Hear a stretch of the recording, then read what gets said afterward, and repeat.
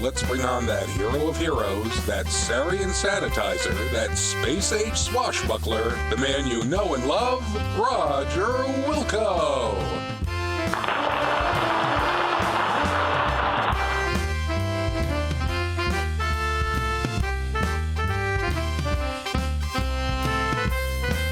So, Roger Wilco, hero of Xenon, how goes it?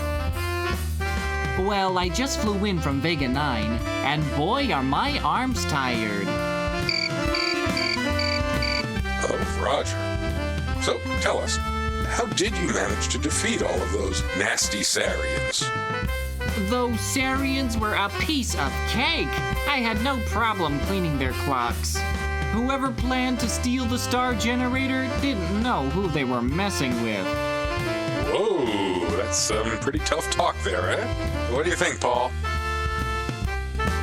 Yeah, pretty tough talk. Don't you worry about retribution, Roger? Revenge? Nah. I hear their leader is a real hoser. Some guy named Overhaul or U-Haul. Something stupid like that. In fact, he's probably cowering in some deep dark cave somewhere. Anyway, let me tell you about the time I wrestled this spider droid.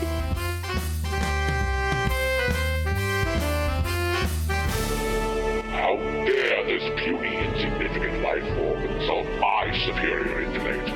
I'll teach him to make monkeys out of my men. Get me, Wilco. I'll not stand to be made a fool in front of the whole universe. I'll squash him like a Velcron fly. Can we finish watching Letter Droids first, boss? Don't question me, banana breath. I said move. Wilco.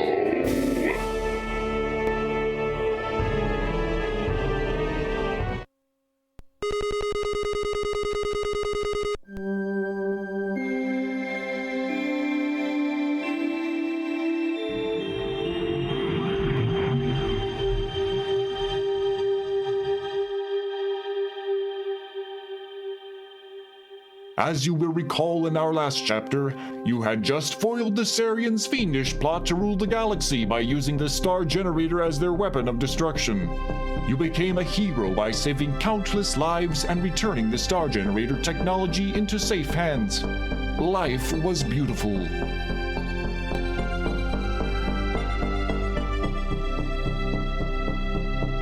But heroes come and go, and people soon forget. Your celebrated herodom slowly fades, leaving you, once again, a janitor. The promotion to head janitor was no consolation, especially since you are the only member of the janitorial staff, nor was the transfer to Orbital Station 4. Sweating like a pork beast in a pressure suit while relocating space debris in zero gravity just wasn't your idea of a good time. Life sucks, again.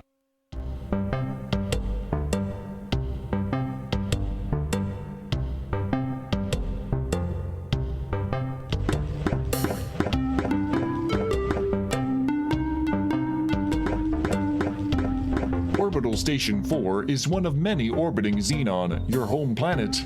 It is a transfer point for travelers seeking transportation to the various planets in the Airnon system.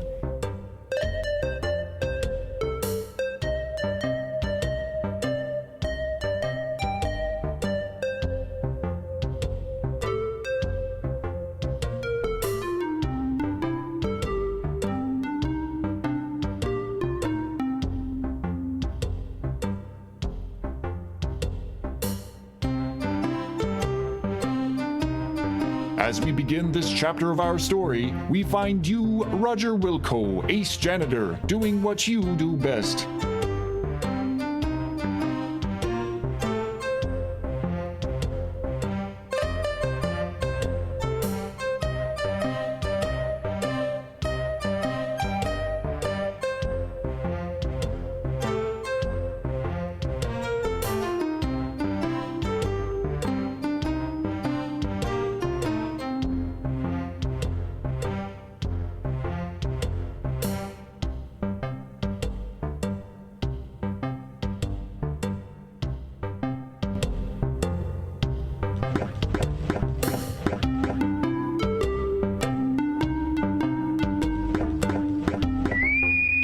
A beep emanates from your wristwatch. You release your grip on the broom. The broom floats away, never to be used again. That makes the third one this week. Wait till your boss finds out. Please enter a longer name.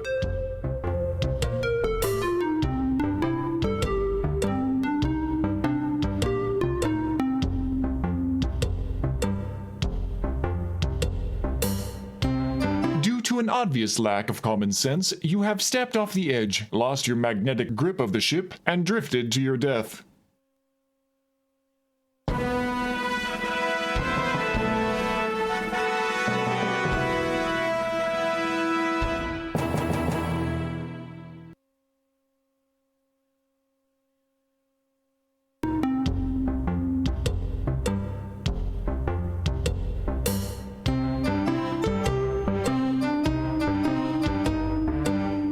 Press your nose against the wall, mushing it up against your faceplate. Now my nose hurts. The only thing you would taste is the inside of your EVA visor.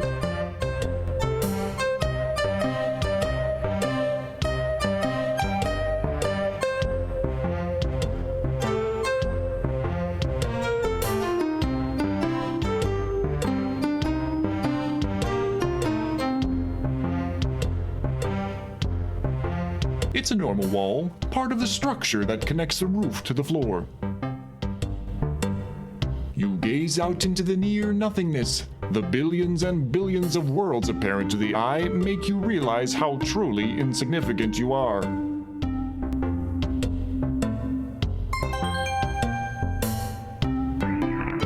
You are whisked away to the airlock chamber.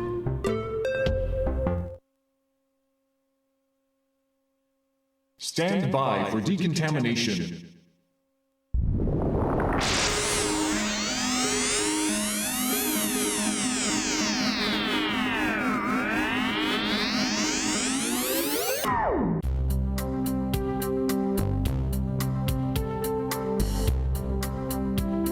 It is permanently attached to the EVA suit. You will find it useless inside. Don't get cocky. Just because you saved the world once doesn't mean you can't die easily trying stupid things. You're only as good as your latest adventure game puzzle.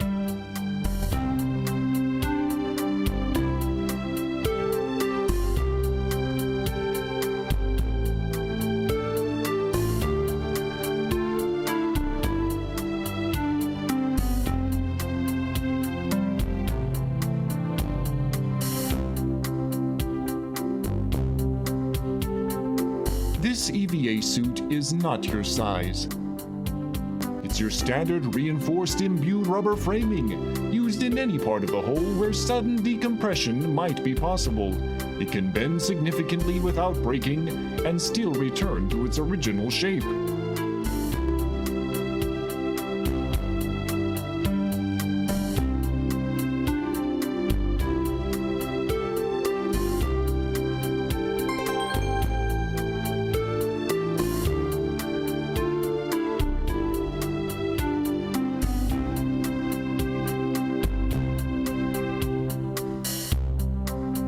This locker is yours.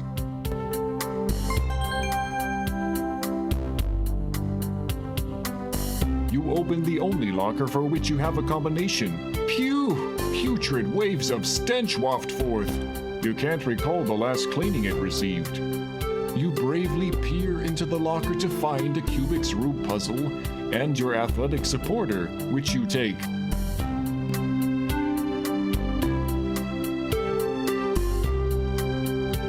This is an order form you removed from a magazine for a free Labion Terror Beast mating whistle. It's ready to be mailed. The dialect translator is a small device. It is on.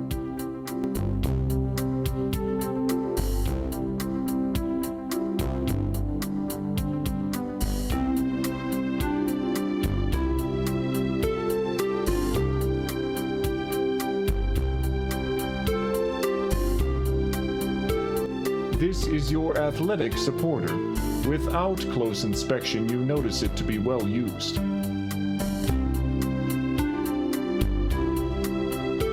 The Cubic's Rube puzzle has made you look stupid more than usual.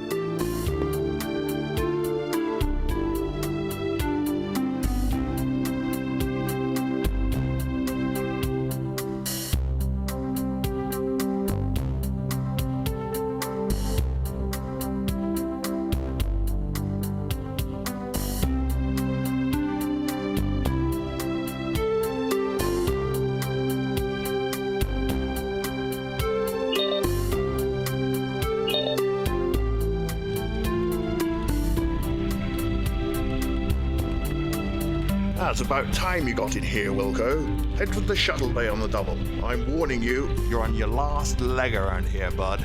One more screw up and you're history. Bob, send Roger here directly to the shuttle bay and nowhere else until the job is completed. You hear that, Wilco? No napping in closets.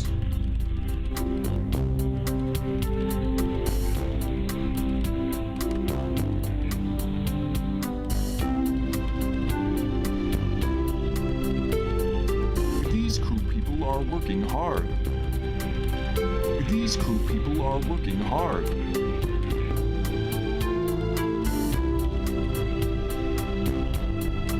The technicians are seated in front of monitoring consoles. They look like your average crew types. The technician... This guy's name is Bob. You owe Bob money.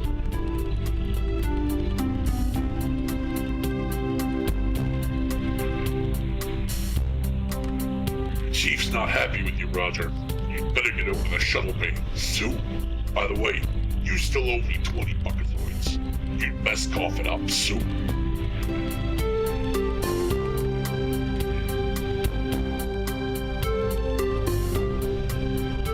No way.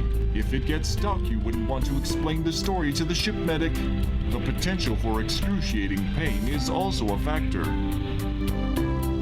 Darn it! Someone left an egg salad sandwich in the maintenance tube somewhere. You're gonna be smelling that all week.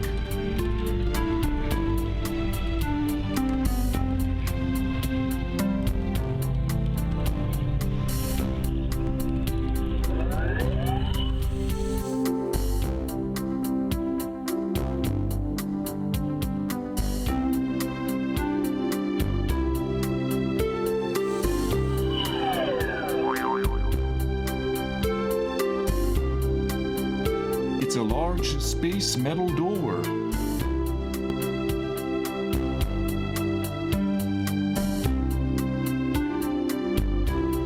This panel controls the door, the fuel pump, and the ship maintenance diagnostics, while the readout gives you feedback on what you're doing.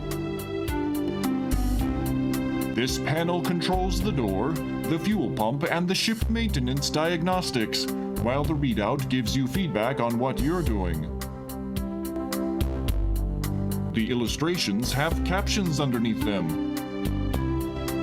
The top picture appears to depict laser beams, captioned with, "In the case of terrible enemy laser blasts." The middle picture is a house, captioned with, "You should have stayed at home and away from space." The bottom "No" symbol has a person laying down inside it.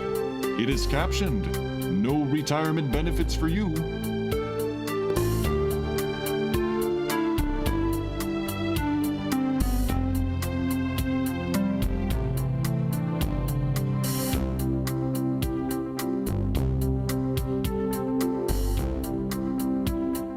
Press the big button marked Shuttle Bay Door. It feels hot and the screen is turning green from the heat. This thing has seen better days.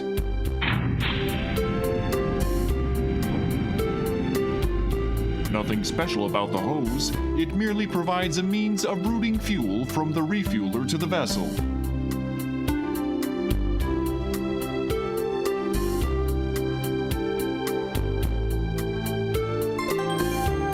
Enter the shuttle and start sniffing around for the mess you must clean. You are surprised to find that the shuttle is not empty.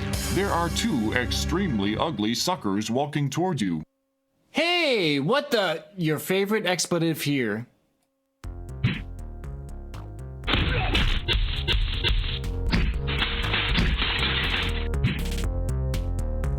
protest is cut short as two interstellar ruffians proceed to thump you unconscious. Everything fades.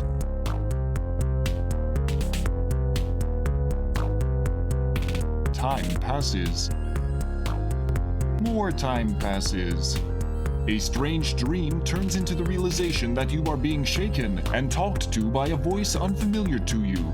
A dull ache triggers a distant memory of a scuffle in which you were the focal point. Upon awakening from your forced rest, it becomes quite apparent that you aren't in Kansas, Xenon anymore.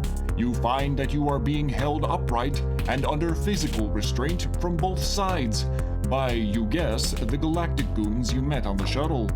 As you try to struggle free, you notice that your hands are tied behind your back. As your eyes dial into focus, you make out an oddly disfigured being seated before you.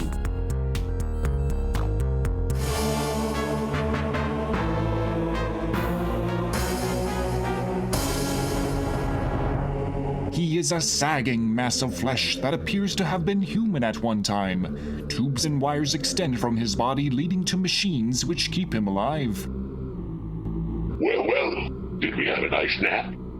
I thought we would have to resort to drastic measures to wake you. Oh well. Welcome to my humble fortress, Roger Wilco. The name's Vohaul. Sludge Vohaul. I was the genius behind the star generator when it was in its concept stages. It was to be my ultimate war weapon until some sissy-man scientist decided it would be better use saving lives rather than destroying them. What a waste of technology. Excuse me if I sound bitter. Anyway, you ruined my Sarian operation. I was going to use the star generator to make Xenon pay for what they did to me. They were going to know my wrath in a big way. You somehow managed to change all that. Oh, I suppose I should have known better than to use those mental midget Sarians. That's not the point, however. You're responsible, and you shall pay. Besides, I have another plan, and you'll not be around to foil it. I have devised a plan so horrible, so frightening, so diabolical that no one will be able to stop me. Observe my latest creation. I intend to infest your planet with thousands of these genetically engineered door-to-door life insurance salesmen. I will at last reap sweet revenge from a scientific community that mocked me. My plan was to kill you, but I've had a change of heart. Get it? He peers down at the hoses protruding from his chest, which are connected to a life support system. Forgive me. I'm a kidder. I've decided I would get much more enjoyment watching you suffer. My associates will escort you to the wonderful little planet Labion, where you will perform many painful hours of manual labor in my mines. Be seeing you. An injection renders you unconscious. Your drugged carcass is loaded onto a shuttle. Upon reviving, you look through the viewing port to see Vohaul's massive asteroid fortress getting smaller.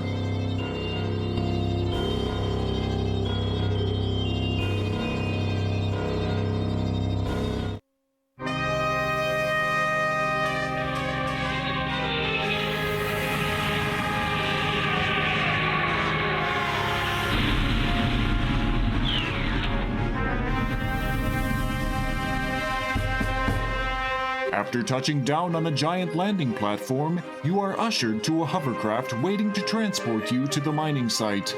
Utter despair sets in.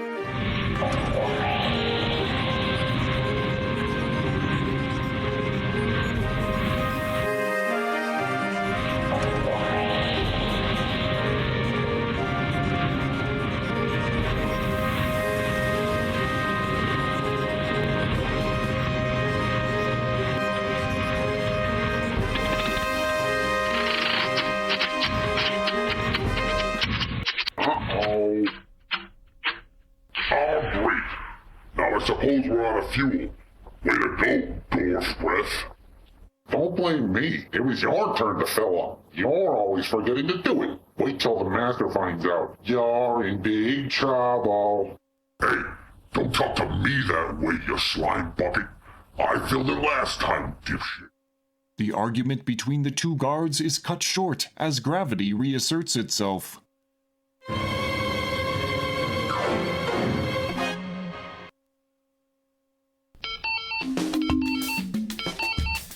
Good thing that guard broke your fall. He doesn't look too happy about it, though.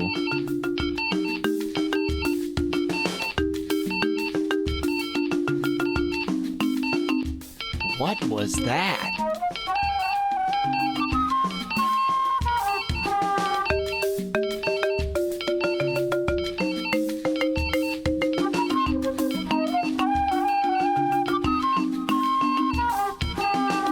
The hovercraft has been reduced to a mound of twisted wreckage.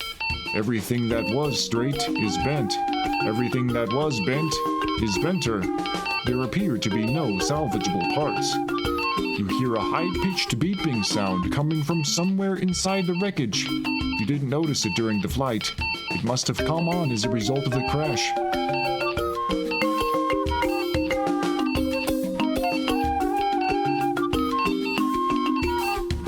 Carefully remove the piece of unstable ordnance and pocket it.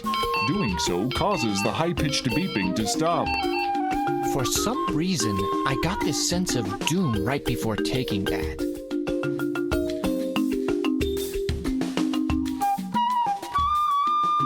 Ouch!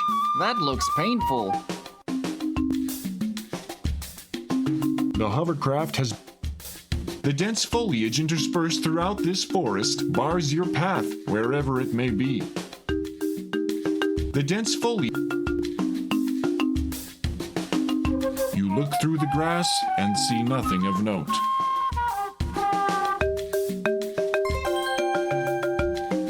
You search the grotesque body and find a small, thin, magnetic card. It looks like a key card. You seem to recall seeing one somewhere in the past. Leave the guard alone. He has been through a lot. Ouch! That looks painful.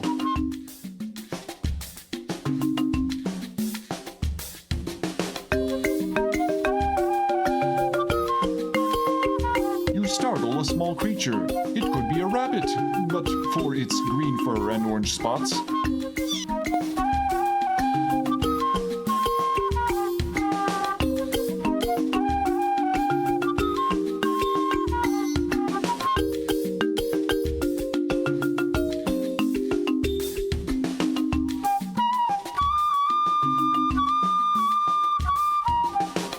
Aside from their enormous size, they appear to be your average garden variety mushrooms.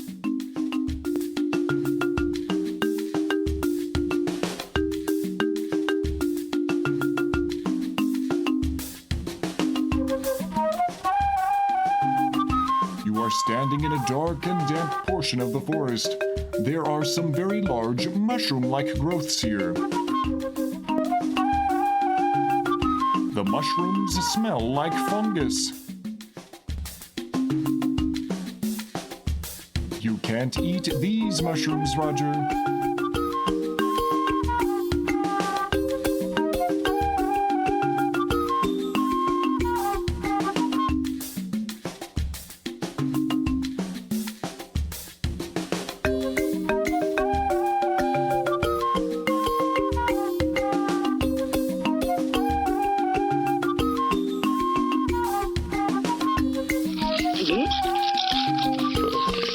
Holy jeez, boy.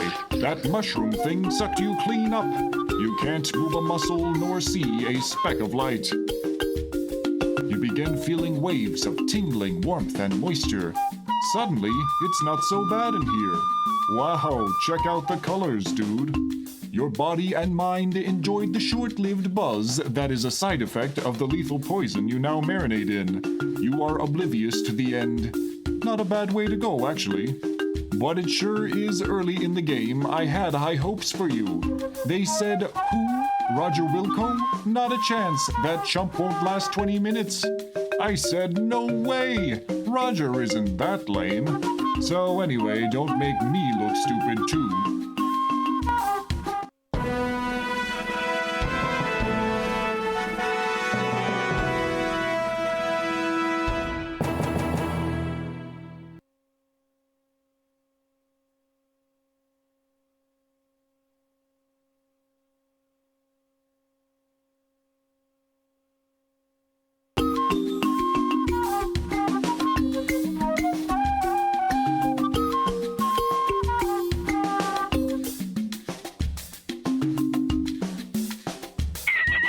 The startled bunny has fallen into the formerly concealed pit.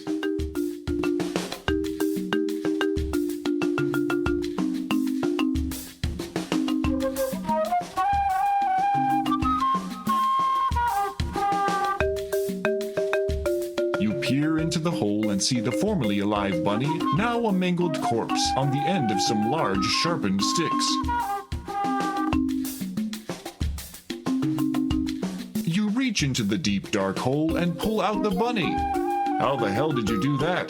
That hole is obviously longer than your arm. I guess realism isn't a concern here in the future.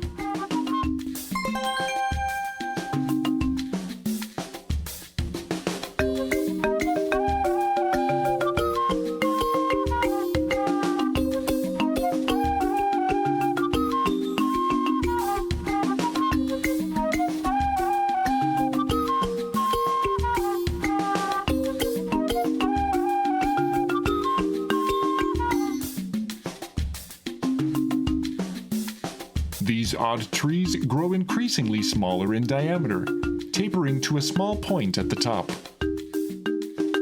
This tiny tree has not grown to nearly the height of its two brethren here, but already it shows the uniquely characteristic traits of these trees. These odd trees grow increasingly smaller in diameter, tapering to a small point at the top. You hear something. It sounds not unlike the hovercraft you wrecked in.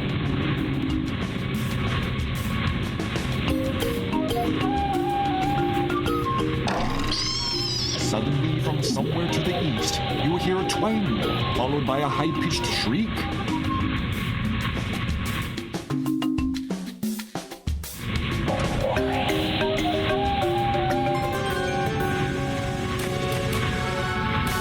Oof, that was a tense moment. Vohaul's thug failed to spot you and is off to search elsewhere.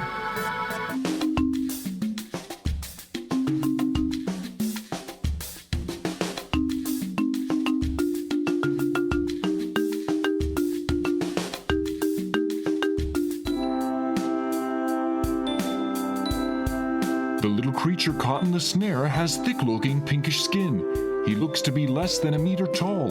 He doesn't seem too thrilled with this predicament.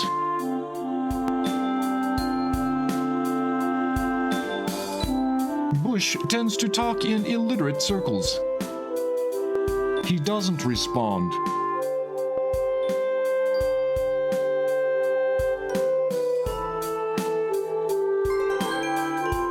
You quickly untie the little guy.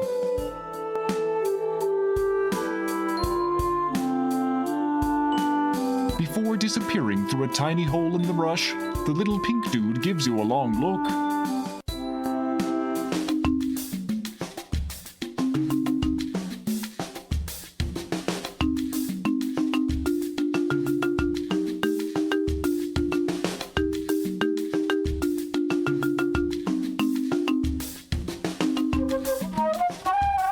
The foliage here is much too dense for you to pass through.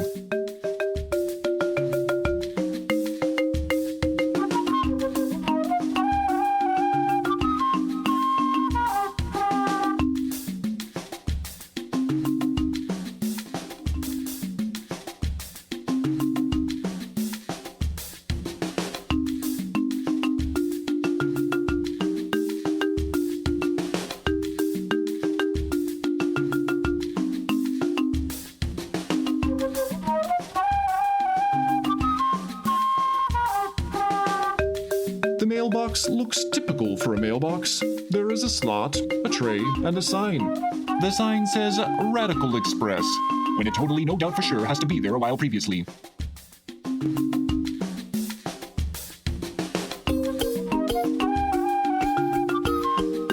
This is an order form you removed from a magazine for a free Labion Terror Beast mating whistle. It's ready to be mailed. It's the bloody carcass of the adorable bunny-like creature you found.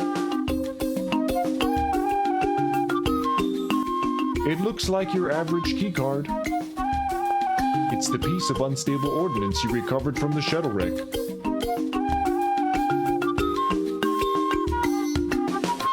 Oh, you found an archaic solution to this puzzle. Wait, no, you didn't.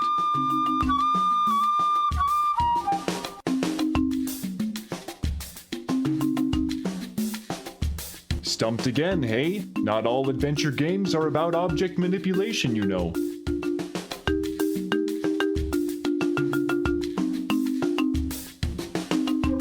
The tray, which is actually a small indentation in the lower part of a machine, is currently empty. The tray... Keep trying that. If you keep at it, then we might get Roger to start crying. Outlook unclear. Try again later. The tray, which is actually... The tray... The tray... The tray...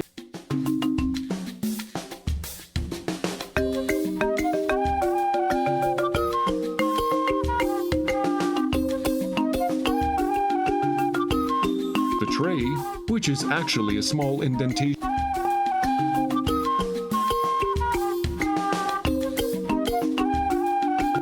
That makes no sense. As Spock would say, that you will.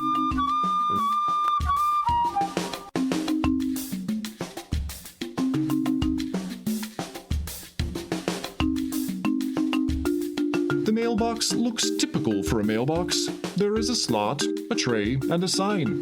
The sign says Radical Express, when it totally no doubt for sure has to be there a while previously. The mailbox looks the signs.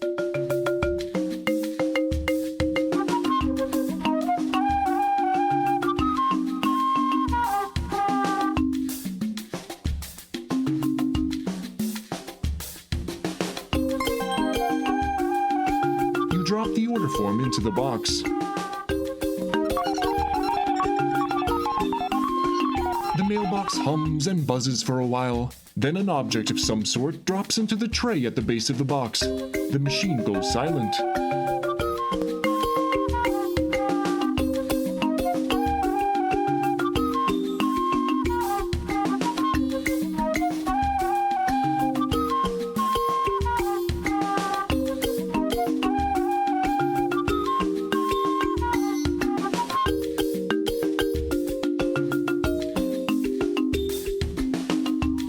The tray, which is actually a small indentation in the lower part of a machine, is currently bearing what looks to be a whistle. You take the whistle. Obviously.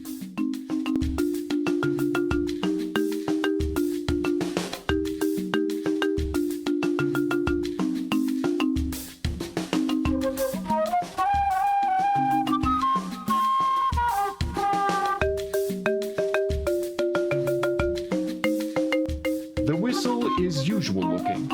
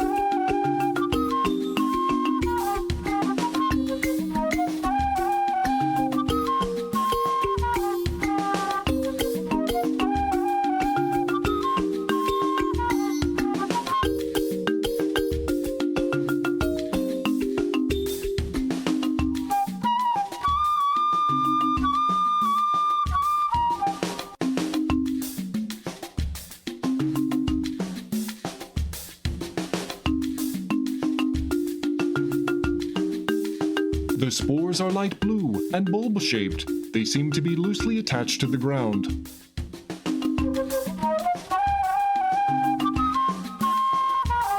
You seem to have kicked one of the strange little spores.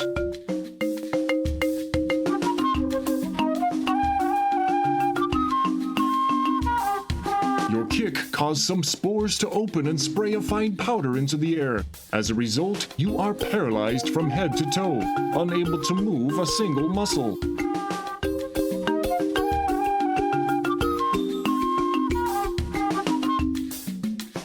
Fortunately, the paralysis wears off and you seem to be back to normal. That spore is broken. You take possession of one of the spores, being careful not to mistakenly break it open.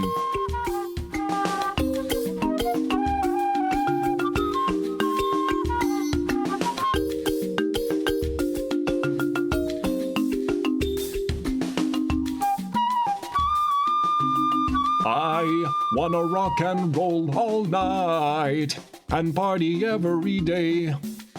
The alien foliage stretches out well beyond your field of vision.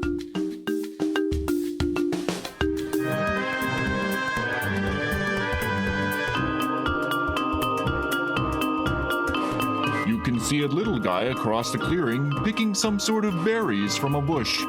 You startle the odd little pink dude, causing him to bolt into the underbrush.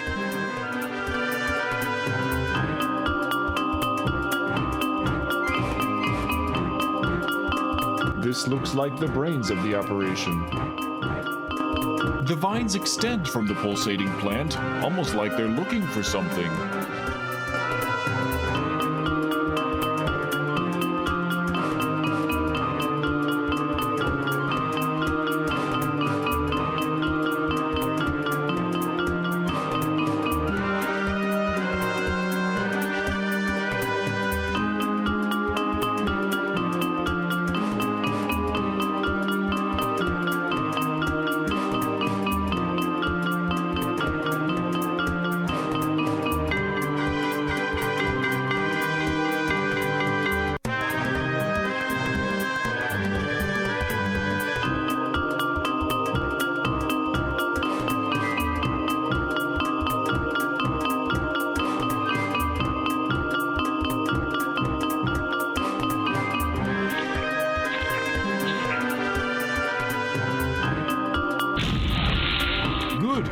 Succeeded in establishing contact with one of this planet's life forms. That was unexpected. The thing exploded, taking you on a one-way trip to that great garden in the sky. If only it didn't look like a maze, you'd probably be able to think a bit more outside the box.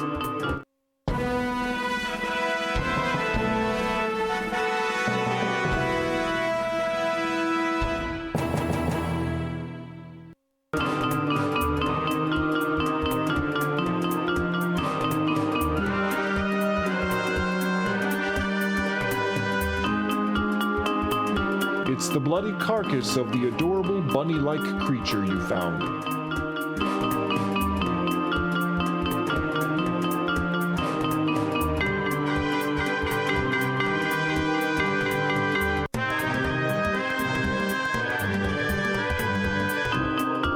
You shove the unstable ordnance up a readily available orifice of the dead creature. You're a sick man, Roger.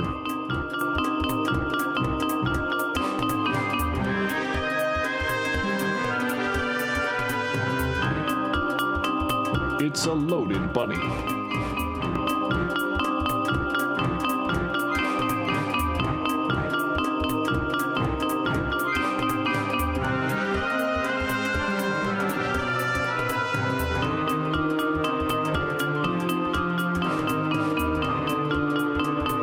You place the rabbit carcass on the sticky vine plant.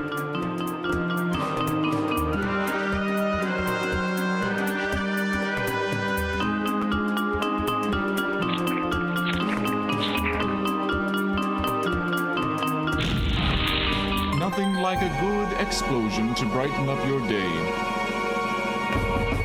And you thought you'd have to navigate the maze like vines.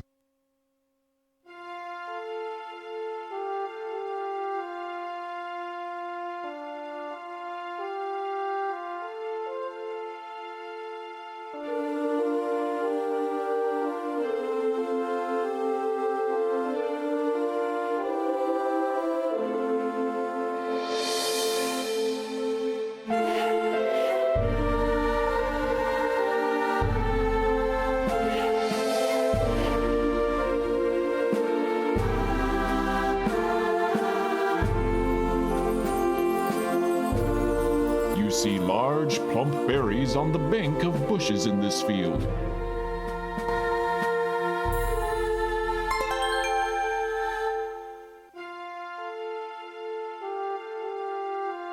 You snag some of the odoriferous red berries.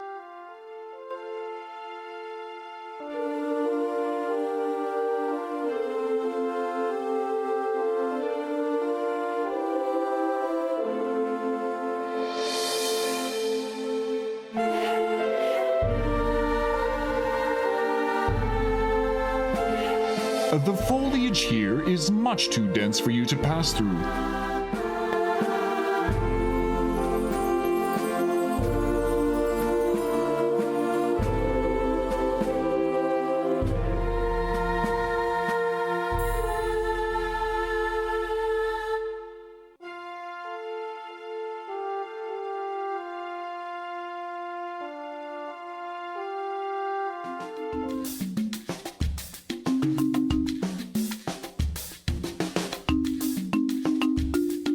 You seem to have kicked one of the strange little spores.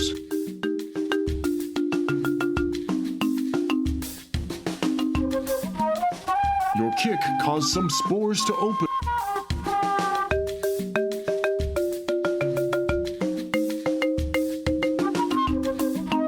Fortunately, the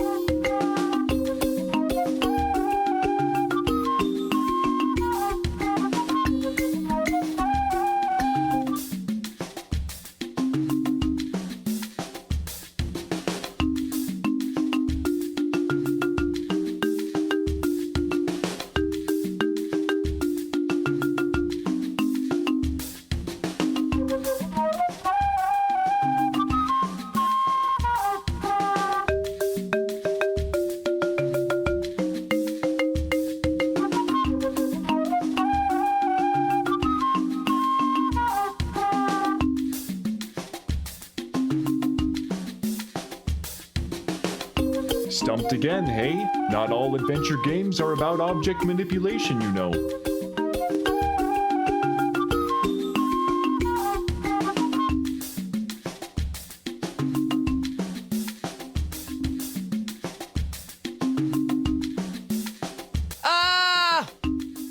You fall down the large and obvious pit in the ground. You might have survived the fall had you not come into contact with the several 30-centimeter long spikes planted vertically along the bottom of the pit.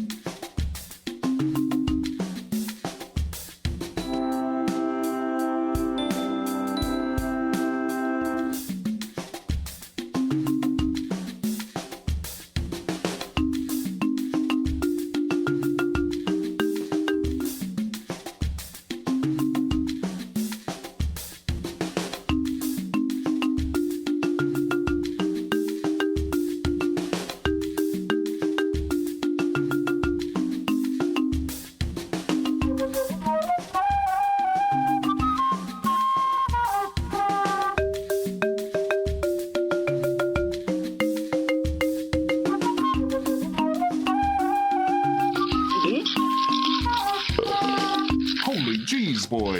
You begin your budded ice.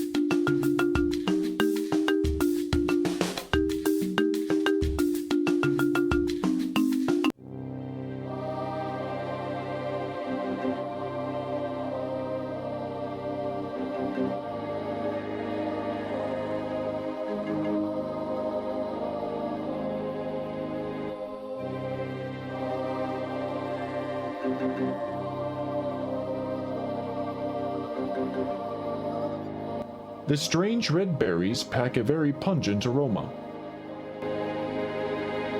This is one of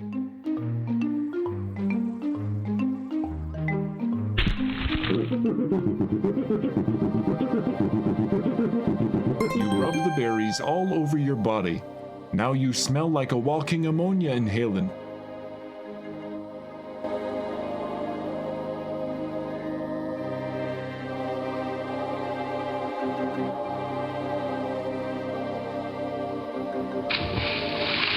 Yuck.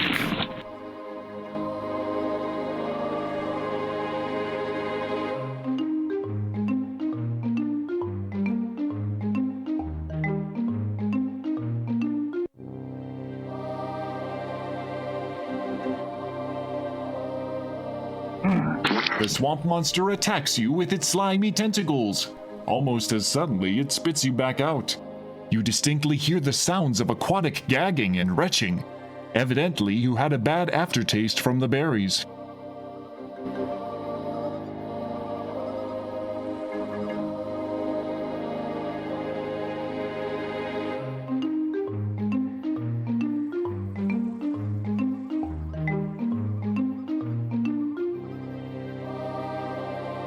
Deep, brackish water conceals an army of reptiles and parasites. Looking at these trees, you notice the bark gets somewhat lighter the further the trees get from the swamp water.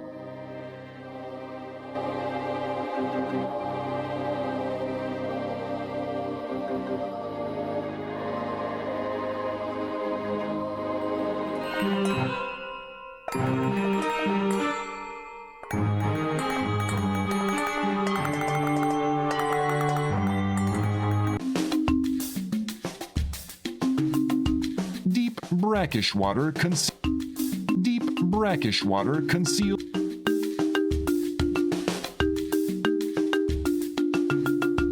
Considering the countless barb-headed parasitic nasties you see popping in and out of the surface of the water, I'm gonna file that idea under bad.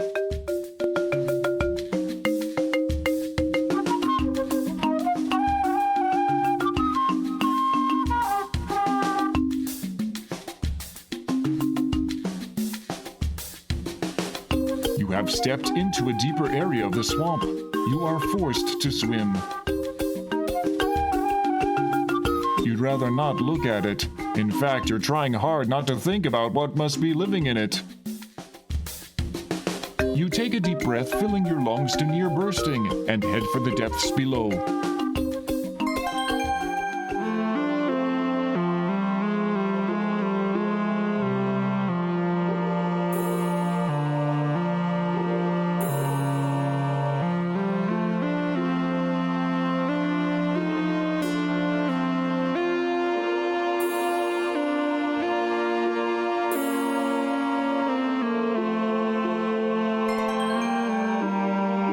The cave walls look to be made of rock.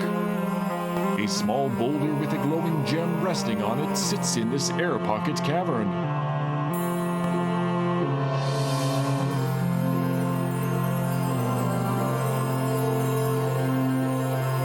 You take the glowing gem. Once again, you wisely take in a load of air and head below.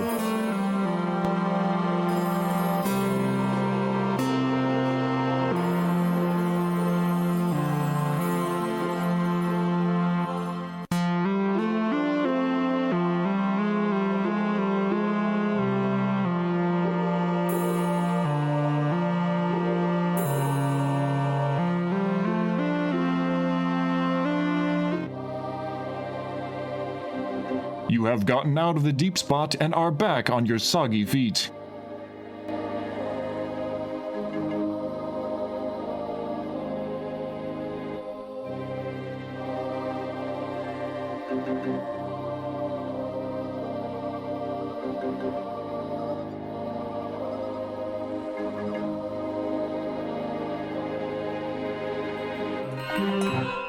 All the foliage here is so dense that it serves as an impassable natural barrier. This tree is both vibrant and strong, holding its healthy canopy of foliage up high. Rather than the kind of leaves you are used to seeing, this tree has long, thick green strands. Your experience as an amateur xenobotanist tells you that the sunlight must be highly radioactive. The slim foliage thus allows for photosynthesis that runs through natural filters, keeping the tree from poisoning itself with the sunlight that sustains it. No, I'm just kidding. You have no idea why the leaves are like that. This stump, rotted and bug-infested, is the final monument to a once strong tree.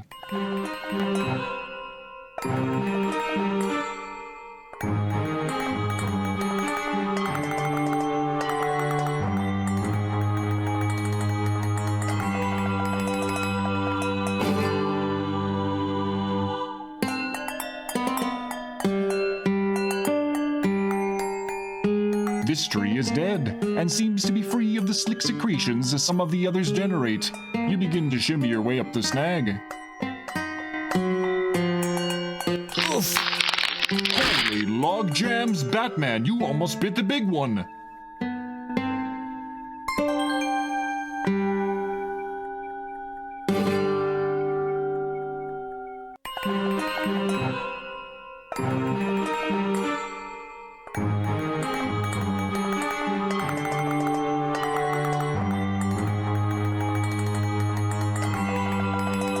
The foliage here is much too dense for you to pass through.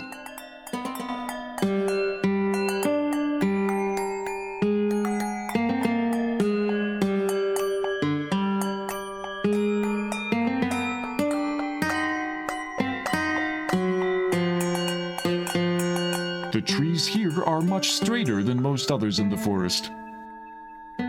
The forest floor here is a less forgiving environment, as the rocky soil makes it impossible for the grass to survive everywhere. The darkening, multicolored hues in the sky suggest some unusual gases in the atmosphere. It wasn't me. You search through the grass to no avail.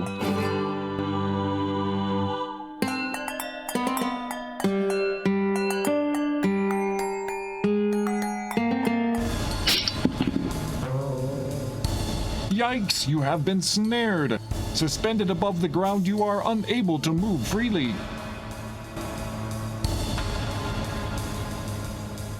After a while, the cerebral fireworks begin. Capillaries begin to burst under the strain. You pass out. Once again, time passes. And then, some more time passes. While unconscious, you have the strangest of dreams.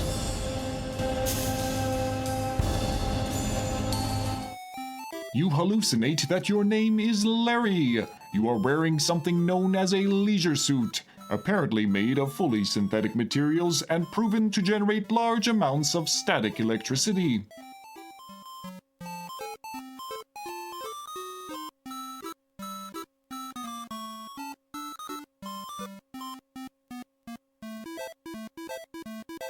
While prowling a locale known as the Land of the Lounge Lizards, you spend your time badgering women of the area to participate in bizarre mating rituals such as...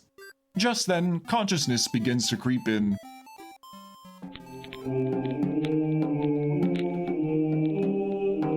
head begins to clear and you realize that you have been imprisoned. Your captor appears to be that large oaf sitting near the fire.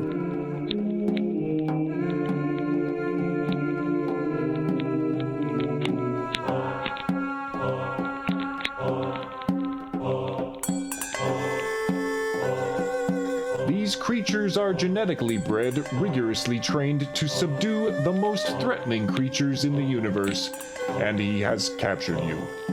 He looks a little embarrassed about it. Hi. My name's Roger. Roger Wilco.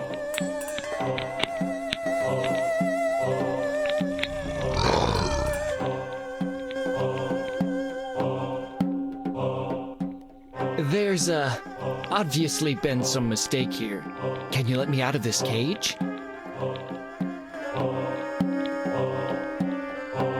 The hunter stands and takes a long look in your direction. His face, though strange in its own right, bears an expression one might see on a freak show patron.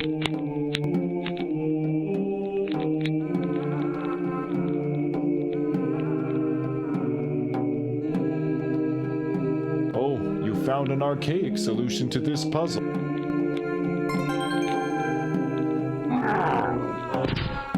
Upon impact with the ground, the spore opens and spews its dust into the air. The hunter falls to the ground, paralyzed.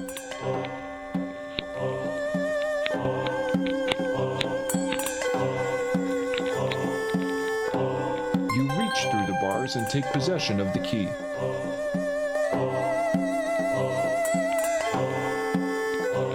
You slip the key into the lock and give it a turn. The lock snaps open.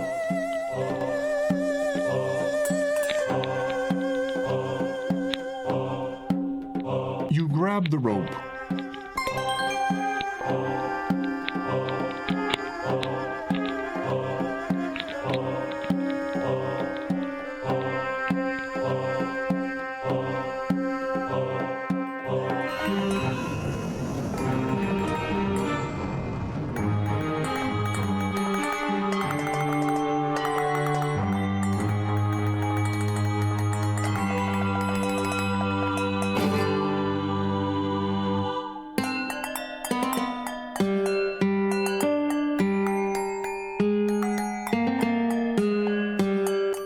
It's a relatively short rope made from rough hemp. The glowing gem provides a gentle illumination.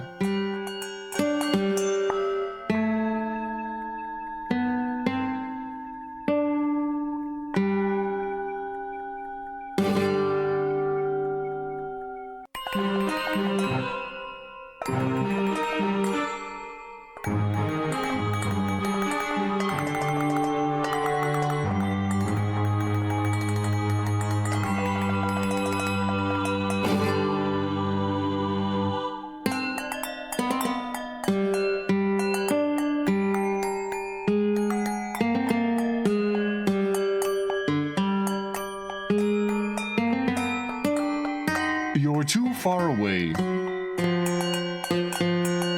Gripping firmly with your legs, you tie the rope to the middle of the makeshift bridge.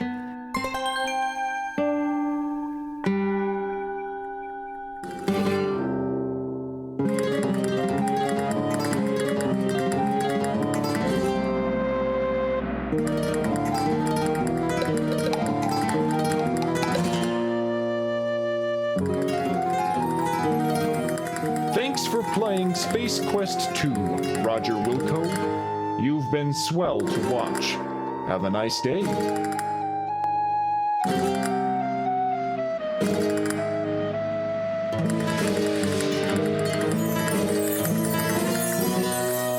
You release your grip on the rope. This has a negative effect on your resistance to the urging of gravity.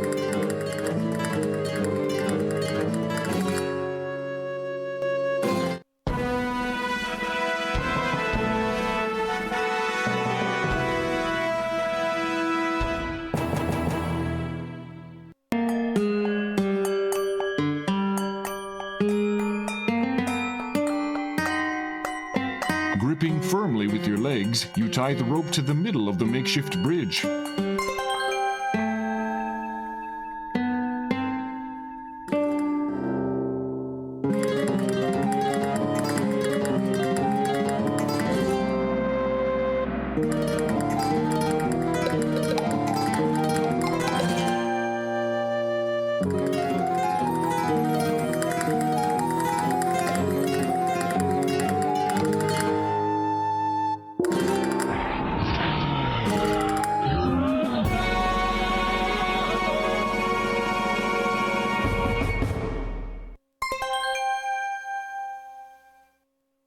There is a mammoth member of the local fauna to the right. It looks to be in need of constant nourishment, hence the look being cast at you.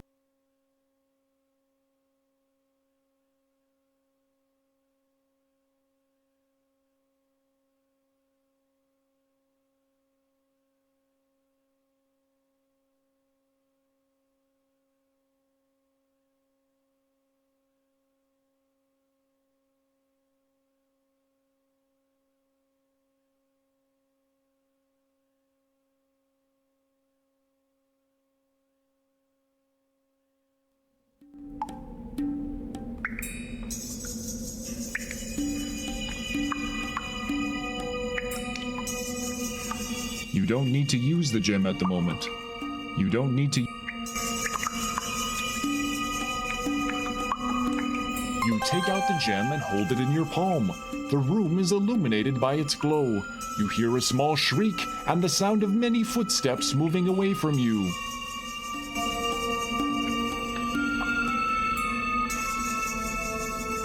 The caves seem to glow with the light of the gem you're holding.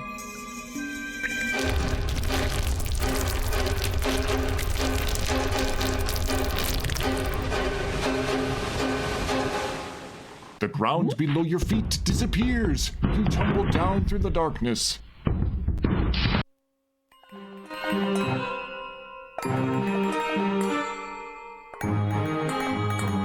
That was a rather spectacular entrance. All systems seem to be intact, though.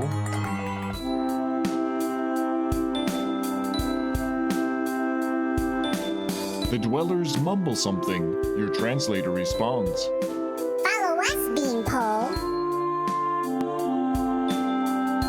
This hideaway seems quite verdant. You don't need to feel it to notice that it thins out as it gets further south.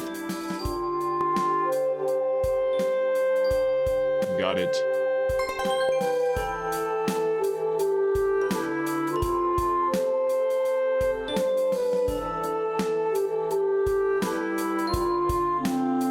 The rocks strewn across this area form a natural barrier to the north.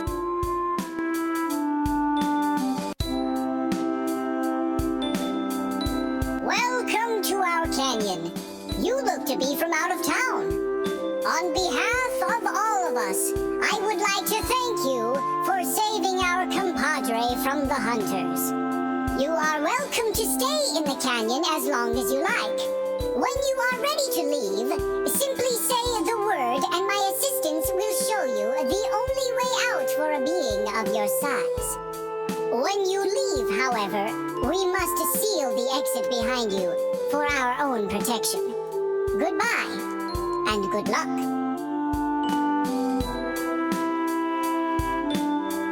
The earth here looks soft.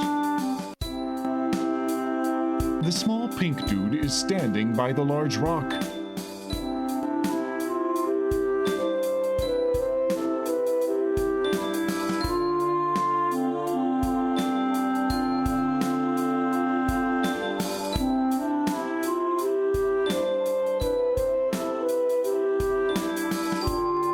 Out of the way first. Now, what was that word? Gameplay note.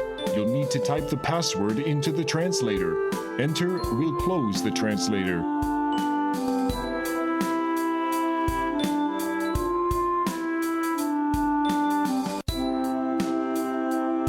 The word.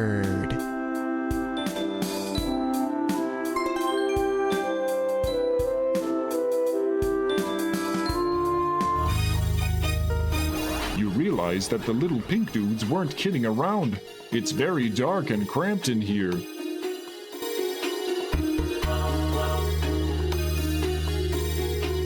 Showing some thought far beyond your normal mental prowess, you put the glowing gem into your mouth.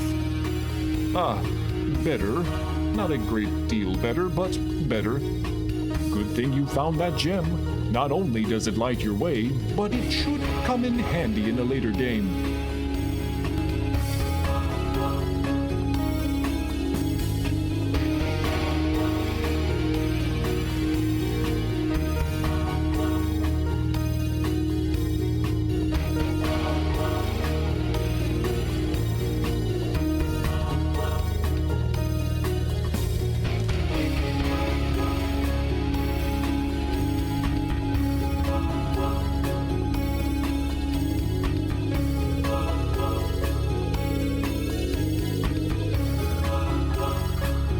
The sticky substance gets on your hand. Blech.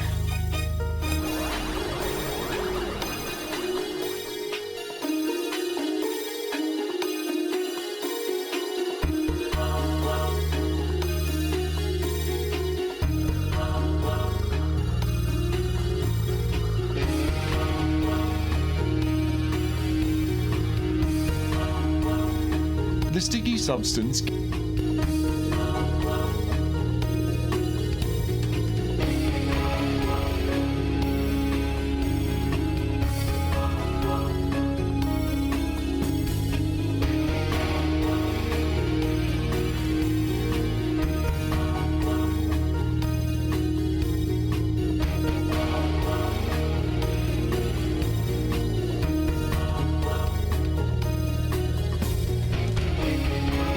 substance gets on your hand. Blech.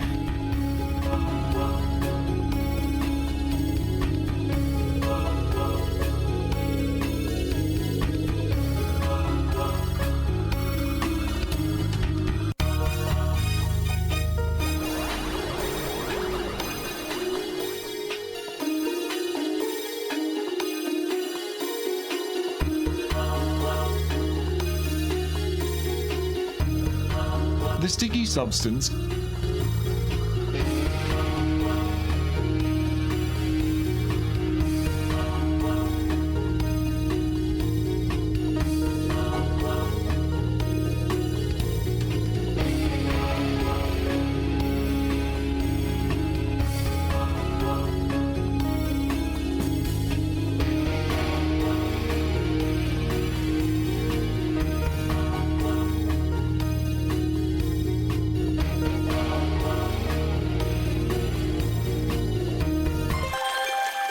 have an opportunity to stand and spare your tender knees. The crystal clear water gives off a gentle glow. In abundance, it is able to light the room. You take the glowing gem from between your aching jaws. You notice it is overly moist as you slip it into your pocket.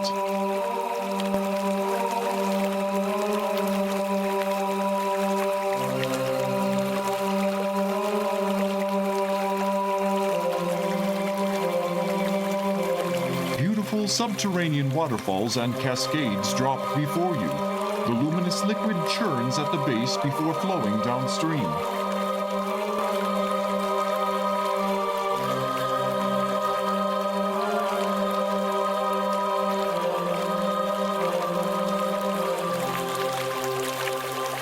This seems to be a natural underground waterway.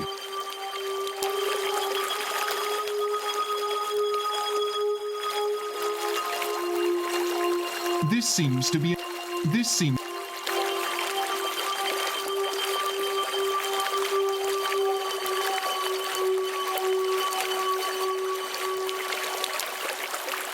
As you enter another of the mysterious subterranean chambers, you realize that the water is now racing toward a giant whirlpool in the middle of the area.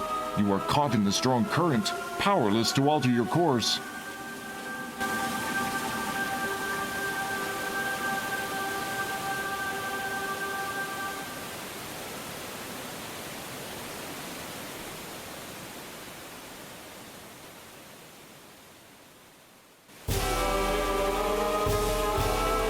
Your body is sucked down, until finally you are able to resist no more and must yield to the overwhelming force.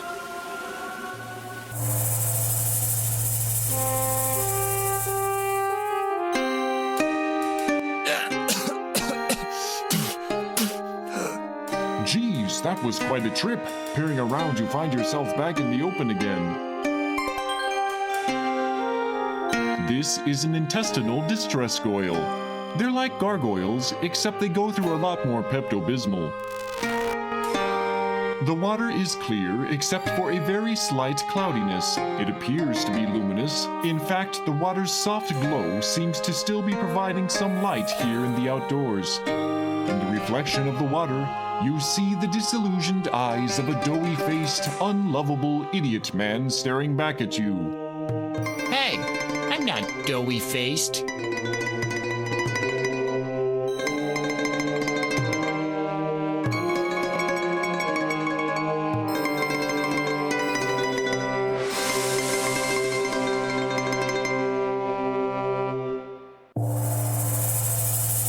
The grass here looks to have grown over small gouges in the earth, as if something keeps boring a small trench in the ground as it travels.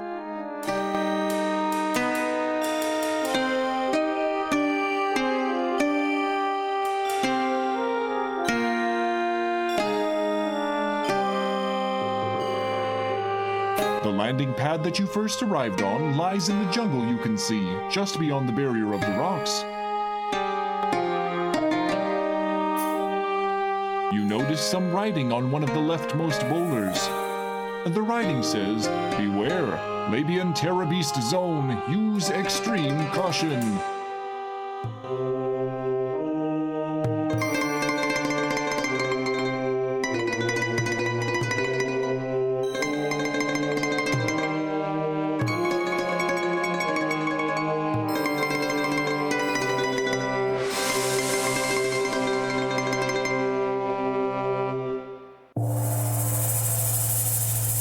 Keep trying that.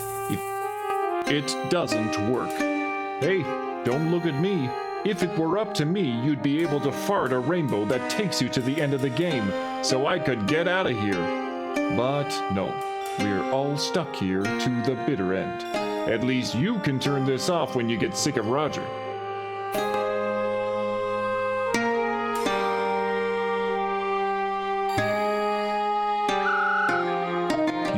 Whistle a toot. It makes an odd sound. You hear an incredible whirring and grinding sound coming from the north.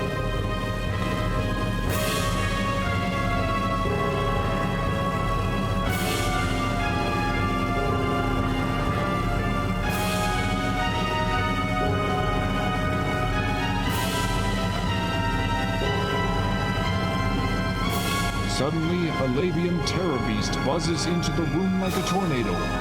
He looks like he could do as much damage. He's almost cute.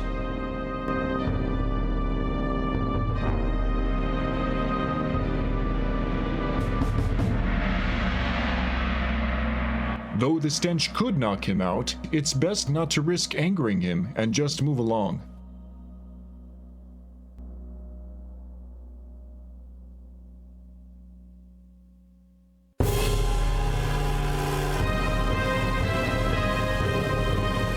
The cubic...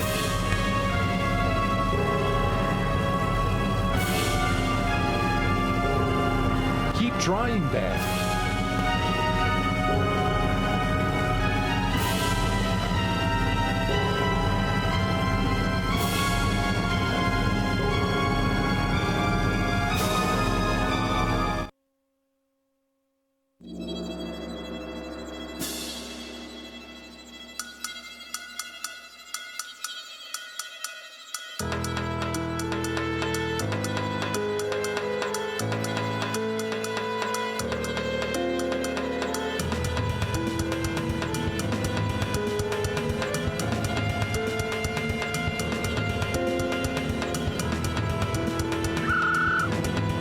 Give the whistle. Maybe that wasn't such a good idea.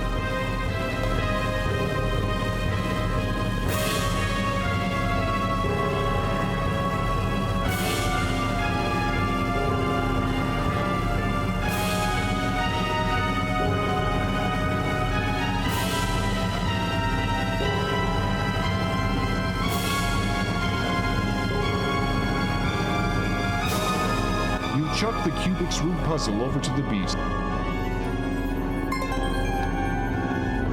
The beast appears interested in your offering. Curiosity gets the better of him and he reaches down for it. He seems quite perplexed by the puzzling plastic polyhedron.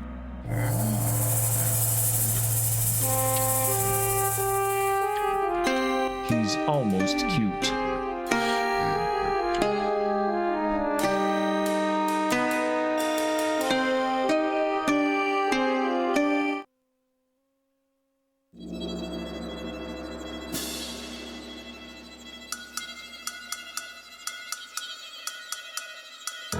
The dirt looks to have been trod by countless boots. It's that uppy downy thing that takes me to the top of things. You need to get closer.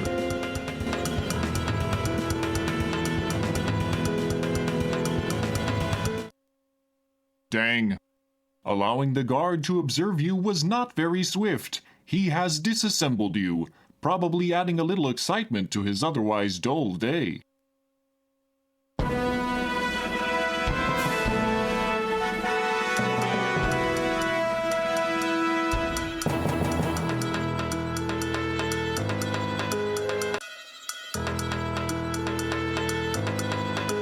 You run your hand along the dirt. Now your hand is dirty.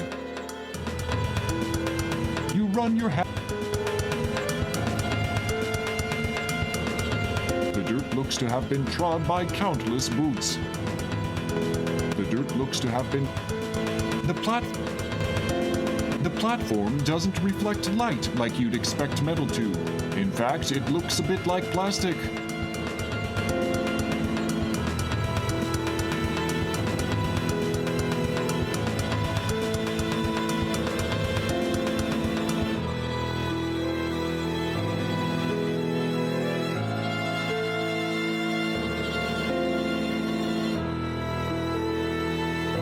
Nothing happened. Nothing.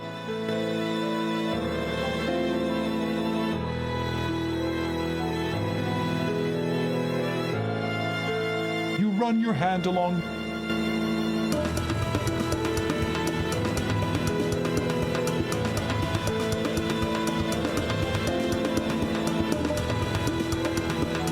You pick up a small rock generated during the Terror Beast's grand entrance.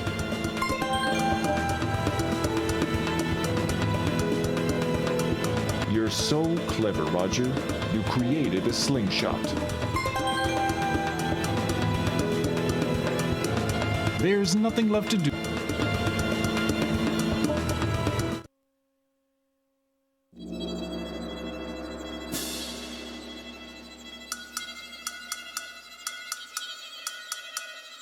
That does not compute.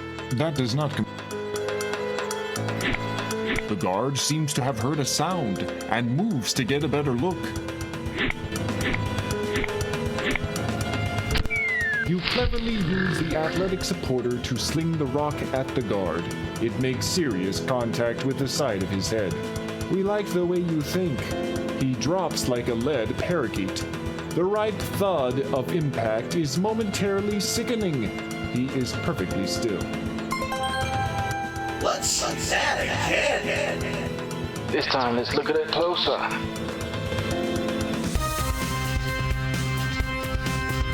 Hold it there. I want to see the rocket guard. Let's do it then. In super slow-mo.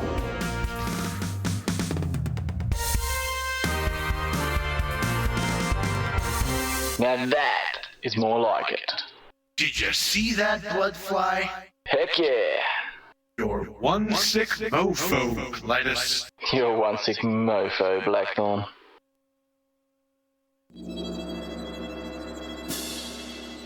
It's the remains of the guard you killed.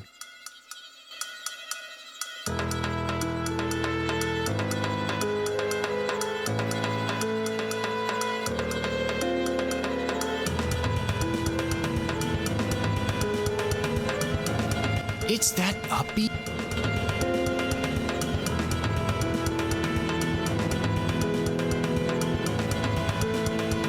You can't do anything with it.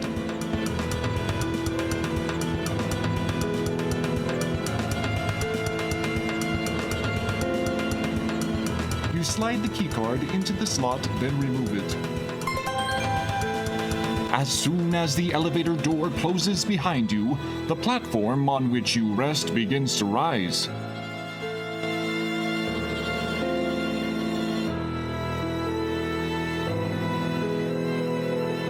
The shuttle is your ticket to somewhere else, just what you need to get off this planet.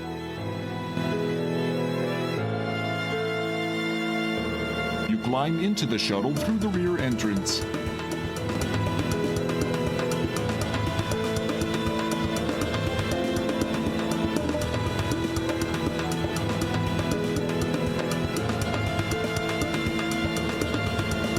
Everything looks automatic. The panel is loaded with clusters of system status indicators. There is a power button, an attitude dial, and an ascent thruster button. Everything looks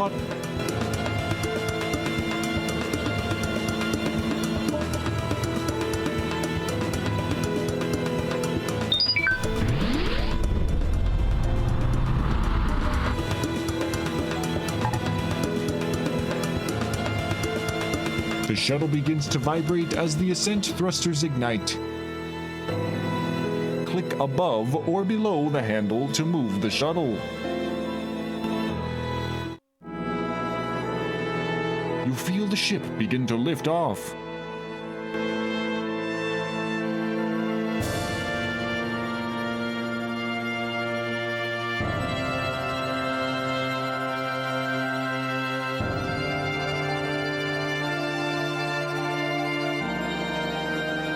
You're off the planet! Good work, Roger! Altitude achieved. Ascent thrusters are now ineffective. The screens are suddenly splashed with the incredible, horrible image of Sludge Vohaul. Hello, Roger Wilco. I've been waiting for you. Once again, my subordinates have failed me. Anyway, it looks like you'll be visiting me again soon. Don't bother trying to pilot the vehicle. I have taken control. You will be arriving at my command post shortly. I anxiously await your arrival.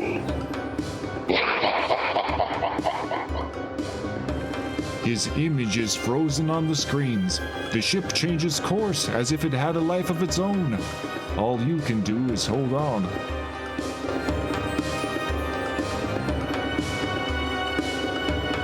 Through the window, you see your apparent destination, Vohaul's asteroid.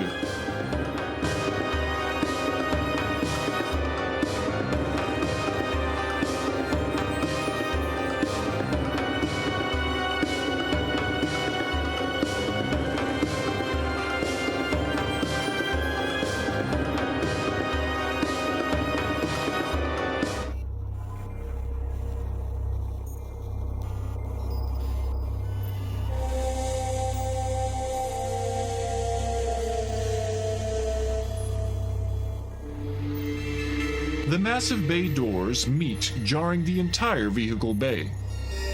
As you step down, the shuttle door slams shut behind you. You are quite surprised not to find several of Vohaul's guards waiting to greet you. You begin to ponder what the twisted scientists might have in store for you.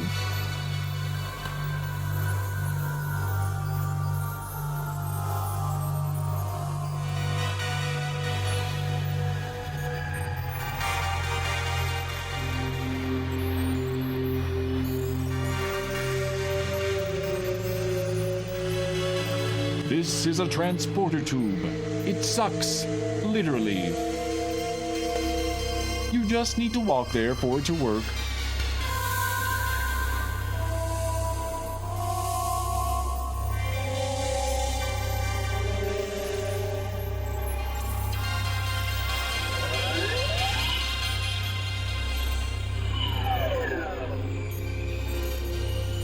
You have the funny feeling you're being watched. The walls here on level 5's elevator room seem a bit cleaner than the previous levels. Someone must take special care to keep this level immaculate. There is a card sitting on the desk. Exciting, isn't it?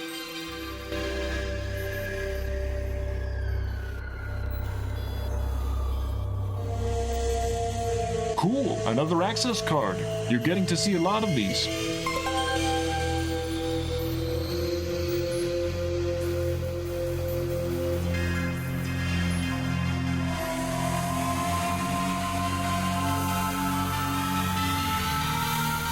It's you, Roger. It's the access panel used for gaining entry into the jail cells.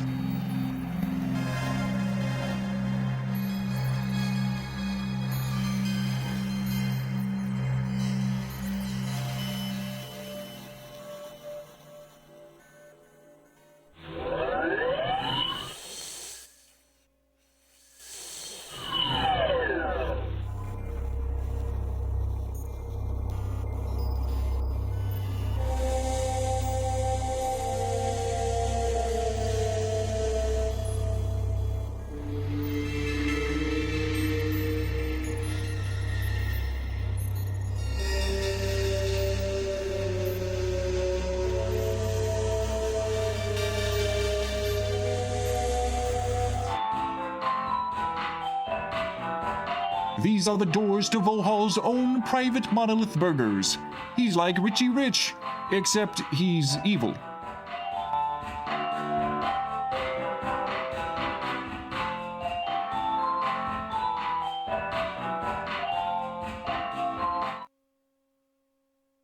And you're listening to WMBR. It's a depressed-looking robot.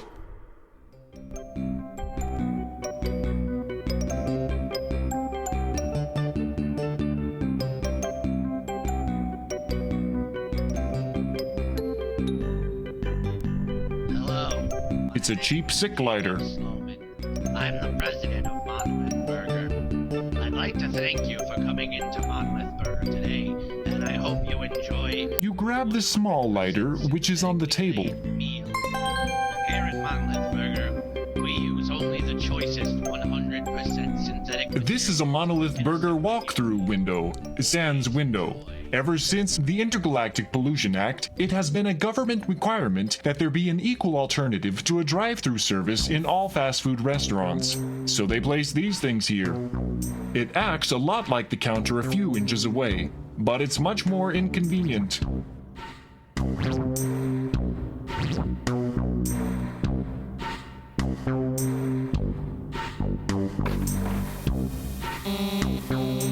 You push the service button, but no one waits on you. It's probably working, mind you. It's just the people who work here don't really care about their jobs. Wait a minute, there's something stuck in the slot. Wow, someone left behind a perfectly good Monolith Burger. It must be your lucky day. And they only get sick twice. Amazing! Families love Monolith Burger.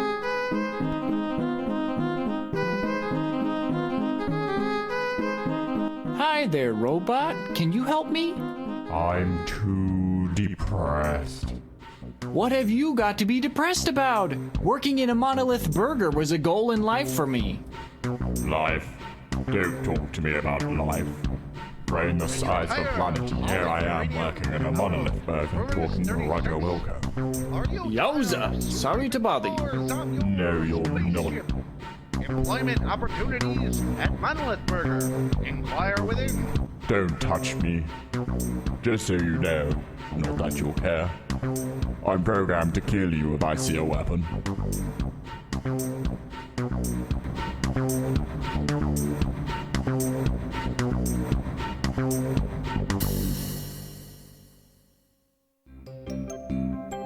That looks like a weapon. How could he see that as a weapon, you ponder to yourself as the life drains from your body?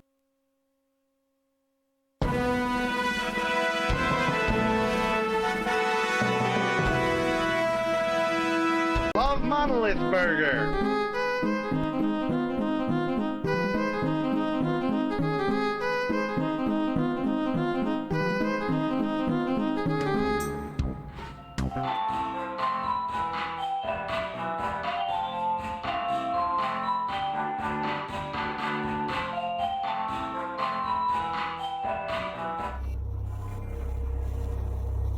The walls show signs for unisex and unispecies bathrooms, or maybe it means vertebrates and invertebrates, or perhaps people who exhibit orderly responses to the Rorschach test, as opposed to people who have abstract responses to them. Alright, I gotta confess, I can't make heads nor tentacles of it.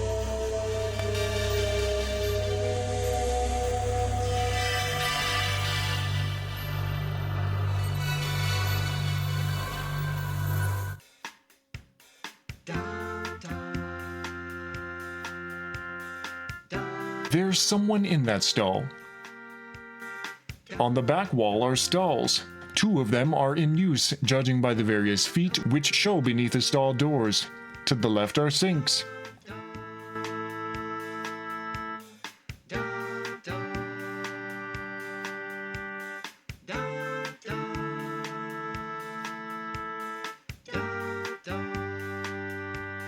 It's you, Roger Wilco, doing what you do best.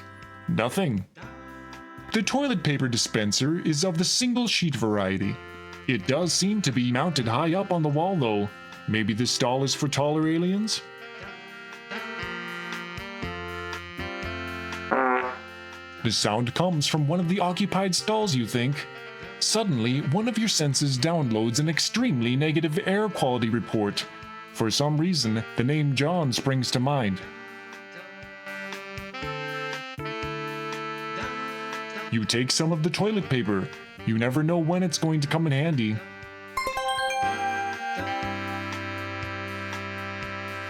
You already have that. No.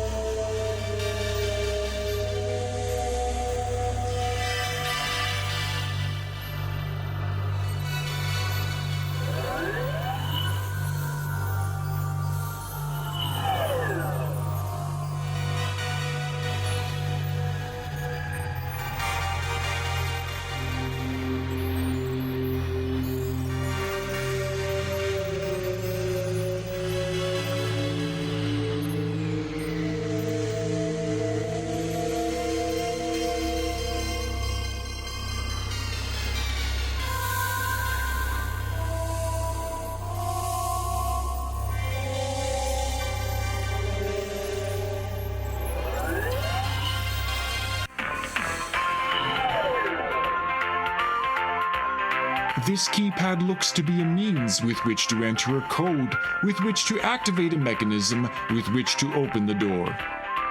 Which is which?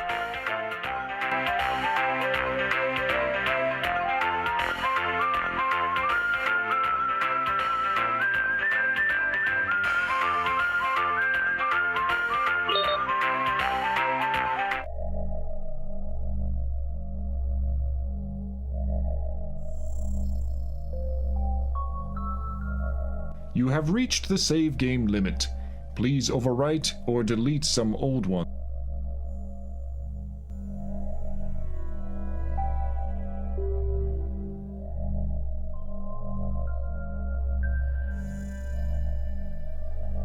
This is your standard holographic entertainment room.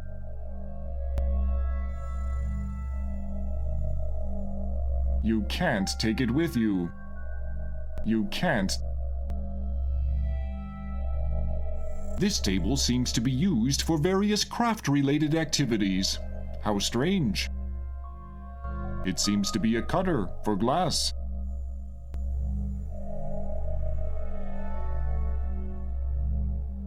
You take the glass cutter from the craft table. You never know when you want to cut a piece of glass.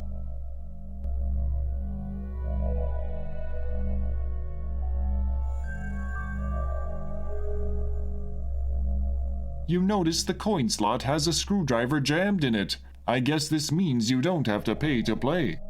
Awesome!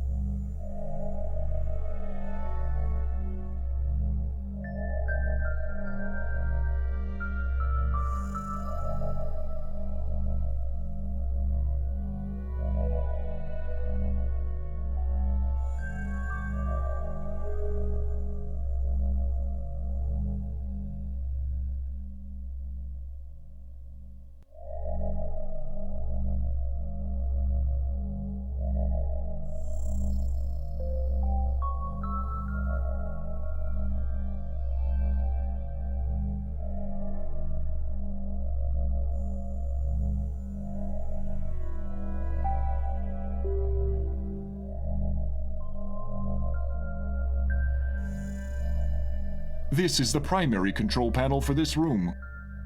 You start pressing buttons until one of them finally opens the doors.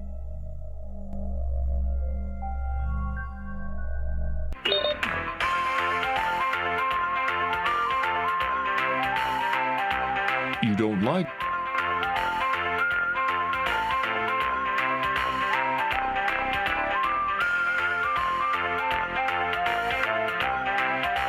It's you. The various doors here all look the same, from the ones on the upper level, which lead into various other parts of the ship, to the one on the lower deck that takes you into the hallway.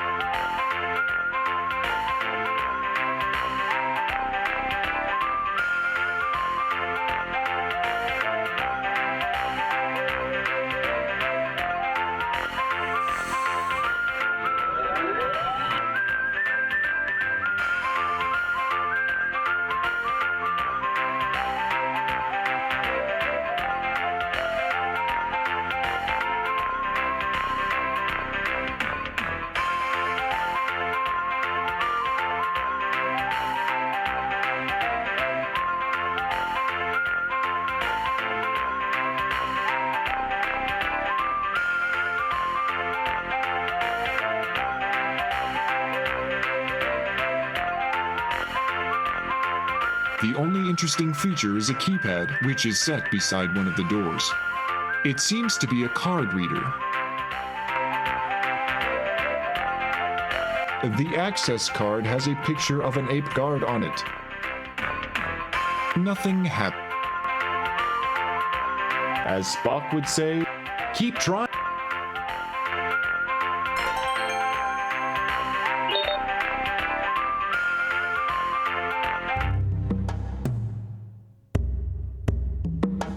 This poster seems to be an advertisement for an unreleased holographic game.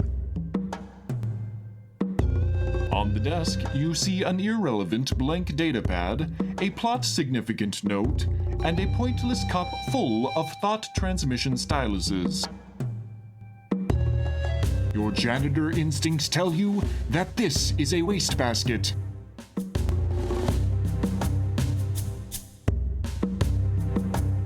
You grab the wastebasket.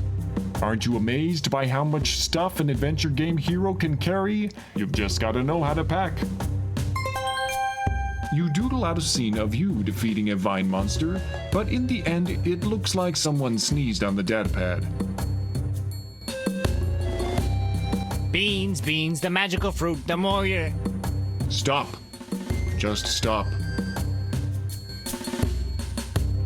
A rather comfortable-looking hammock has been erected here.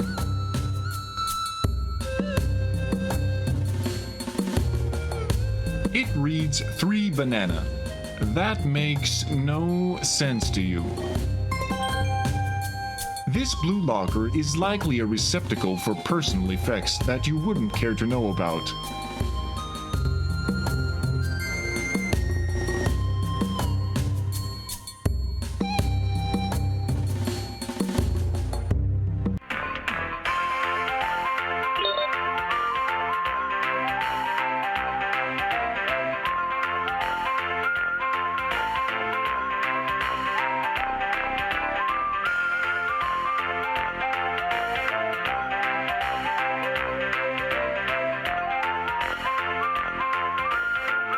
It looks like you have been formally introduced to the floor waxer. You now consist of a very thin yet glossy floor covering. Too bad. You seemed to be making relatively good progress.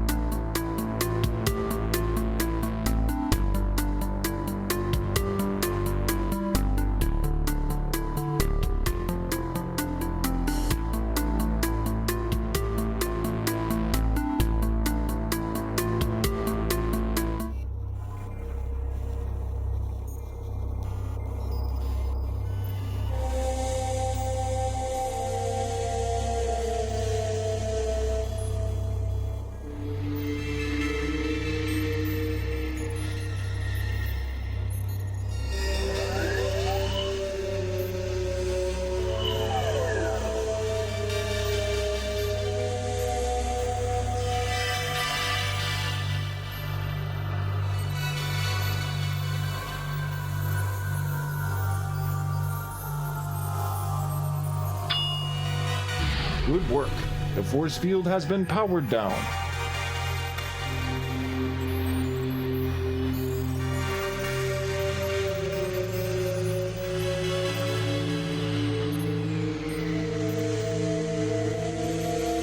This is the most disgusting creature you have ever seen. It looks really mean. The walls are clean here. Much cleaner than the walls that you wash, Roger. It's a man. A very scary man.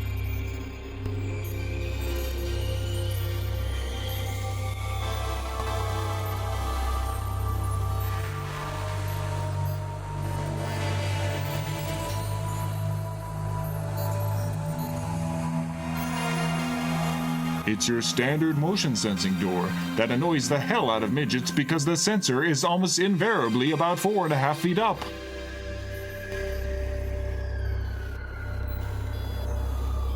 Aha! You know a janitorial closet when you smell one. Almost at once, you sense an emptiness, a melancholy longing. You begin to feel homesick. It's quite dark in here. You do notice a plunger, however, which you take.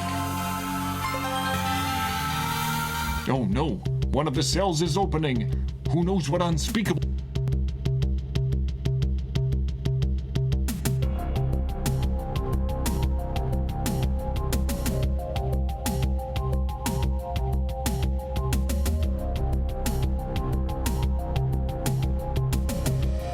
Youch! You feel alarmingly lightheaded. Apparently, you are a prime focal point for some aggression channeling by one of the caged creatures. Your headless composition indicates that your attacker possesses considerable strength, a good guide to avoid in the future. Of course, you are damaged beyond repair, and the game must end. You've made quite a bit of progress, though. Don't start screwing up now.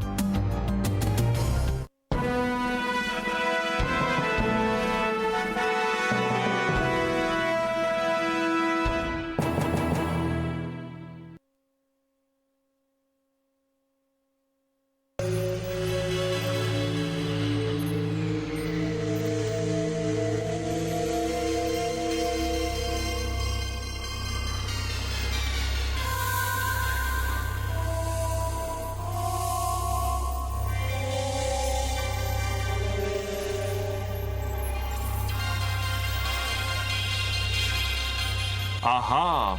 You know a janitorial closet when you smell one. Almost, it's quite dark in here. Oh no, one of the cells is opening. Who knows what unspeakable horrors wait behind those steel bars?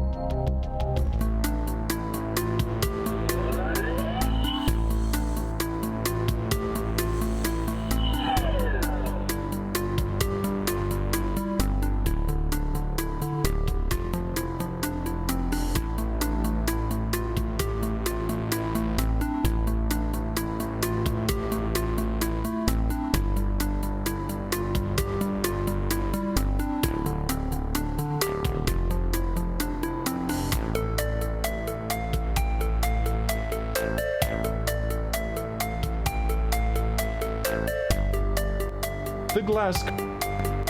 This is an empty waste basket. This is a...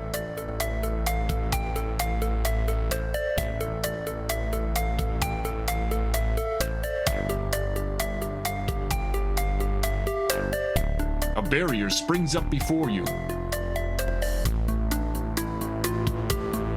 Another barrier stands in your way. You feel the floor shift below you. It's moving to the left.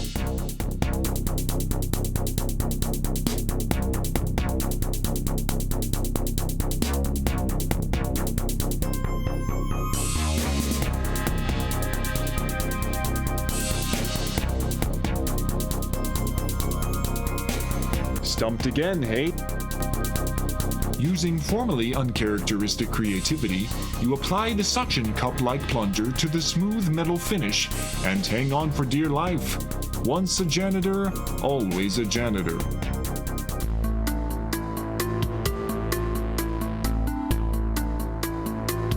You can hang on no longer. Your grip weakens.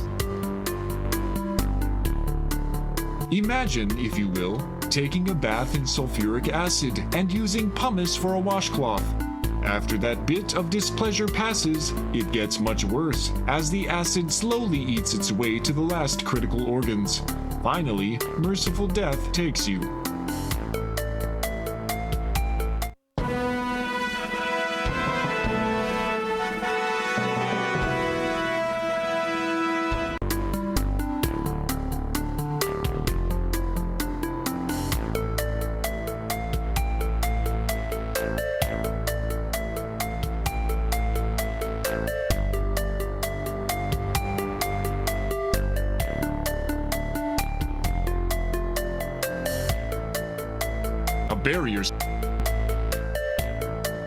Another barrier stands in your way. You feel the floor shift below you. It's moving to the left.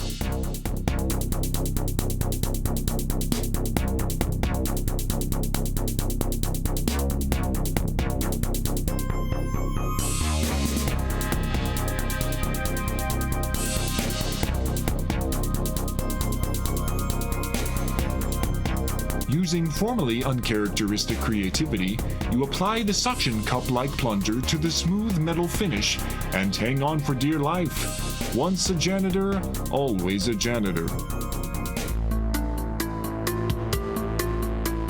You release your grip and drop back down.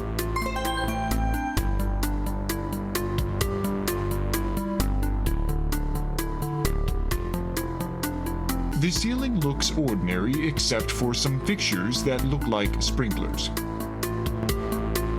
These red lights are hot. Watch out for them.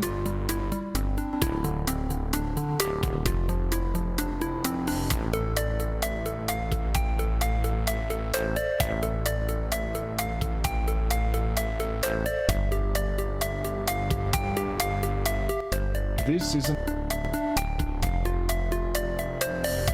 Great idea. You add the paper to the basket.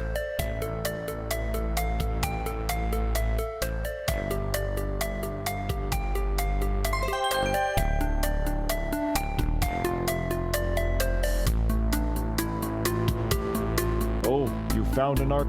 You look for a good place to put your basket down. Every basket needs to be in a good place.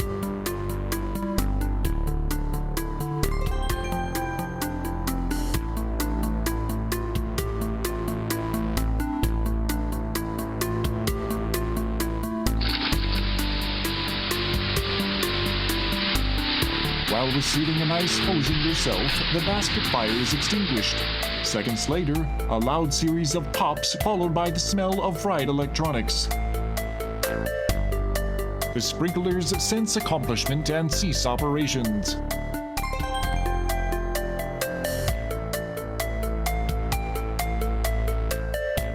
The huge metal menace is specifically designed to secure a given area. When not busy, it is plugged into the wall recharging. The huge metal menace is...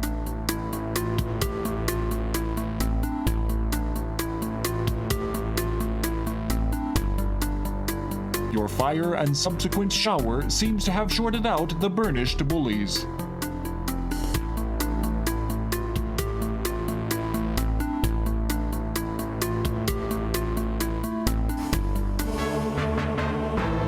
Have just entered Vohaul's secret chamber. The evil one himself is seated before a large console high on a platform in the center of the room. Standing obliviously ready are many of the dreaded salesman clones. So, Roger Wilco, we meet again. I must say, I'm quite impressed with your resourcefulness and tenacity. I'd love to chat, but I'm busy preparing the last of my salesman clones for their trip to Xenon. Feel free to stick around and observe the downfall of your civilization.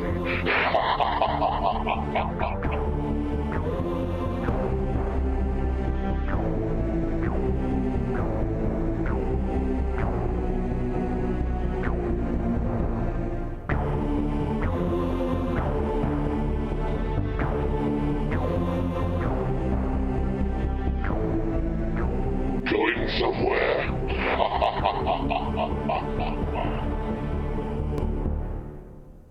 Give it up, Vohaul. It ends here. Never. I will not be defeated by a janitor. I have a small surprise for you, Wilco. You feel a beam of light emitting from a unit in the ceiling.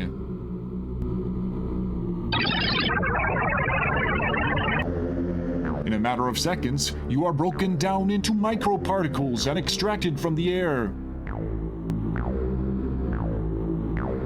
Again, the beam strikes, this time blasting into a glass jar on the console. It is there that you are reconstructed in a miniaturized form.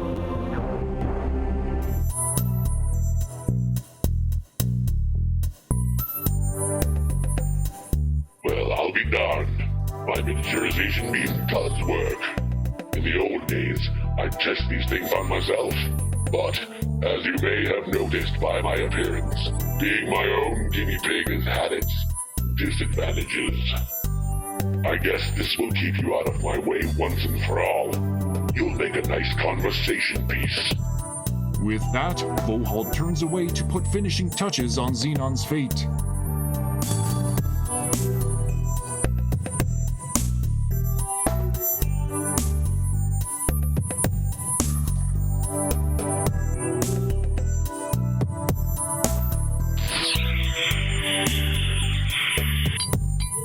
Cut pane of glass falls to the counter.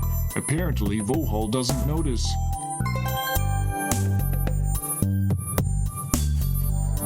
This side of the computer desk is made from several tiles. The monitor banks and computer casing that make up Vohaul's desk are now like an impassable wall of metal to your tiny form. The monitor banks, as you turn your attention to the vent, you notice it to be quite dark.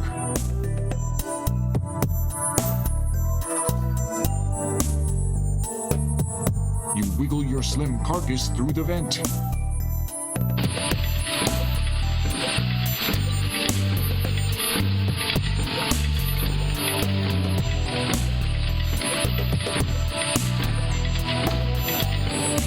It's a red button, which is the kind of button that most people who should never touch buttons most want to press.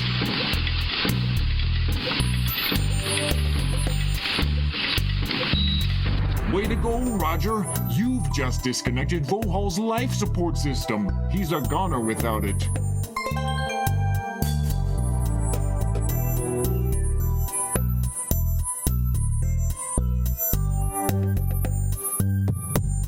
You can see Vohaul struggling to take his last few breaths. Not you again. You think you have won, but all you've done is to seal your own fate. He reaches up and flips a switch before dropping to the floor dead.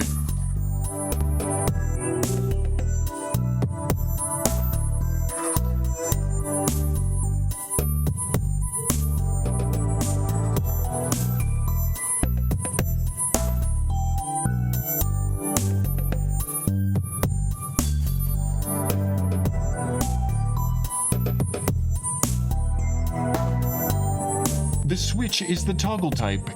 It is currently off.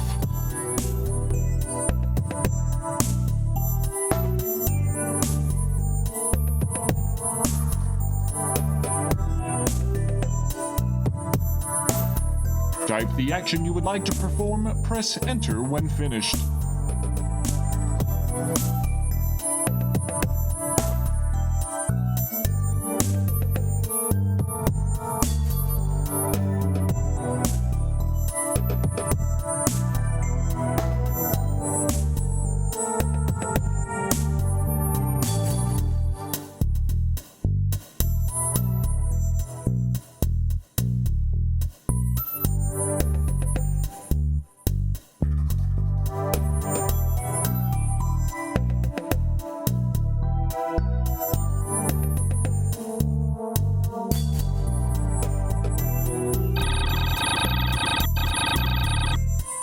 You are once again reconstituted, this time to the correct size. You notice that the clones are gone.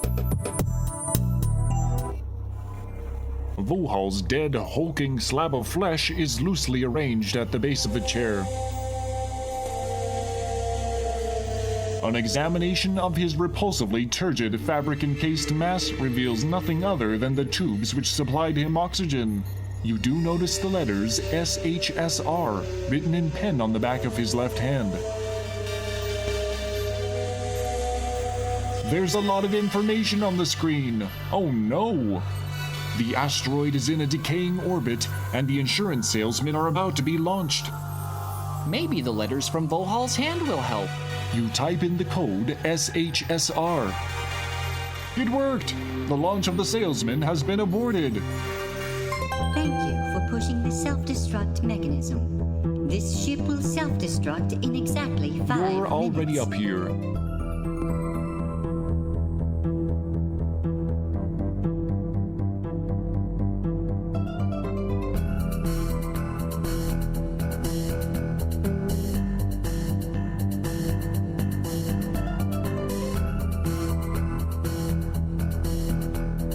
You have reached the save game.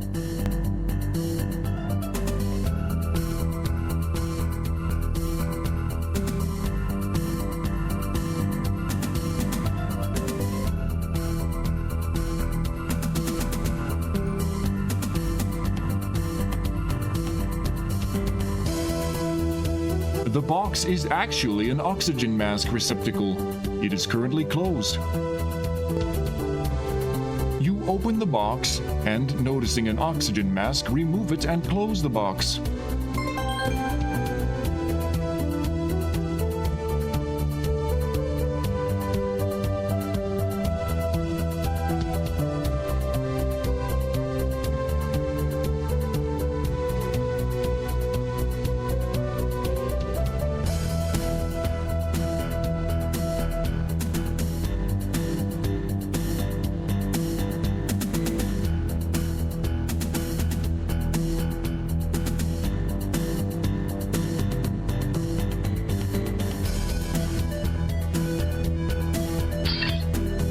A section of the glass tubing has fractured from combined stress.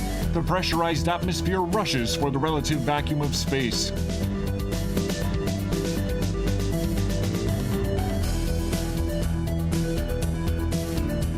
Due to the effect of the air rushing by you to get out the hole, the air in your lungs is sucked out and you find it impossible to get more. You weren't really that close to the end of the game anyway. No big loss.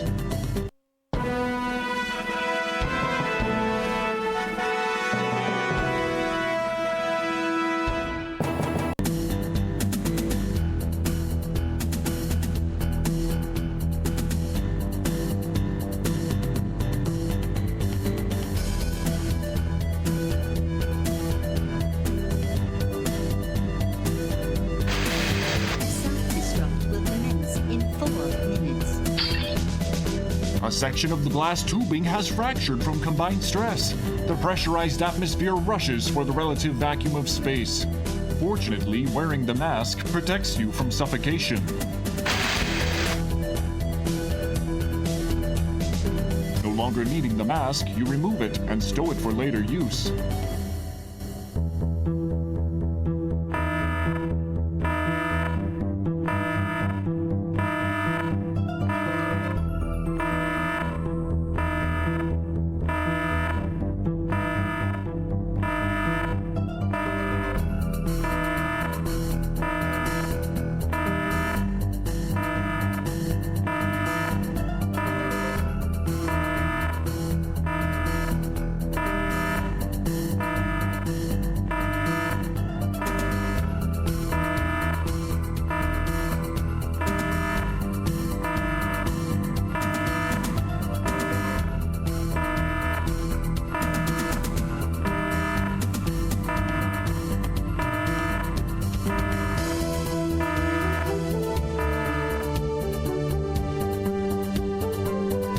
There is a self-destruct override button on this control panel.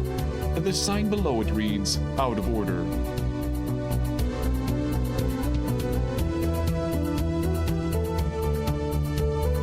You press the button, but it won't move. It probably just needs some lubrication.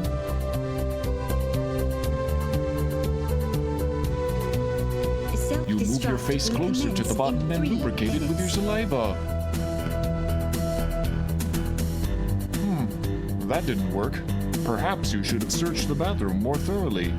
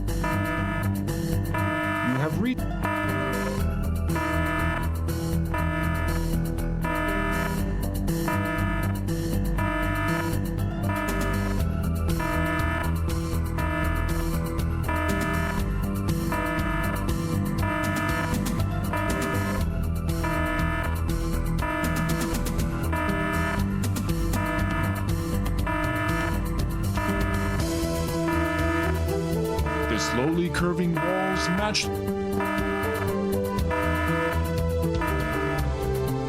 It's ape's fur. Some poor creature must have gotten sucked out before it closed.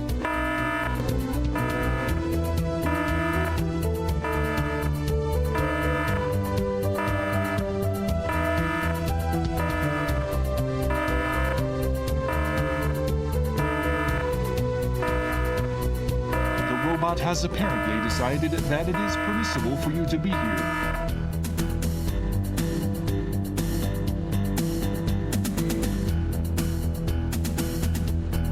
You are inside one of the emergency escape vehicles. There's a console at the front of the vehicle and a sleeping chamber at the rear.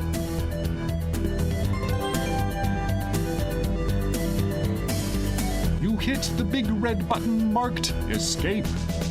Warning! Emergency escape vehicle launch sequence has begun!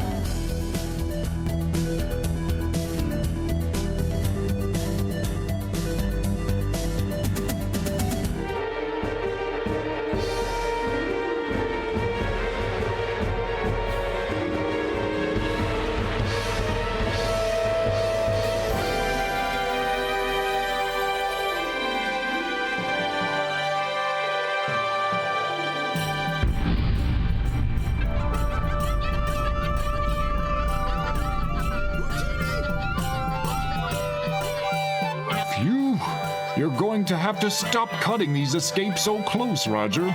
Well, you must feel pretty good right now. You've stopped Vohaul from carrying out his threat of salesman infestation, ultimately destroying the twisted scientist himself. You also managed to save your own skin.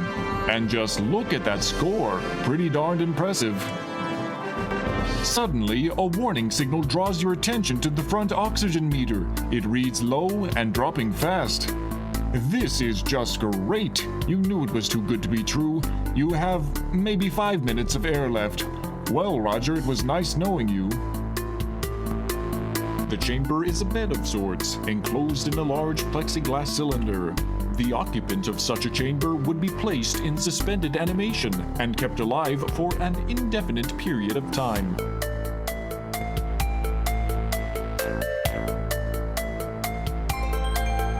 You slide down the plexiglass cover. You make the split-second decision to enter the sleep chamber. It seals automatically. Soon you are overcome by a pleasant drowsiness. This is certainly better than suffocating. You begin to drift away into a deep sleep.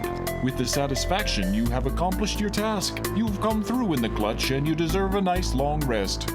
Now, if someone would just pick you up somewhere along the way. So long, Roger Wilco, and thanks again for saving your people.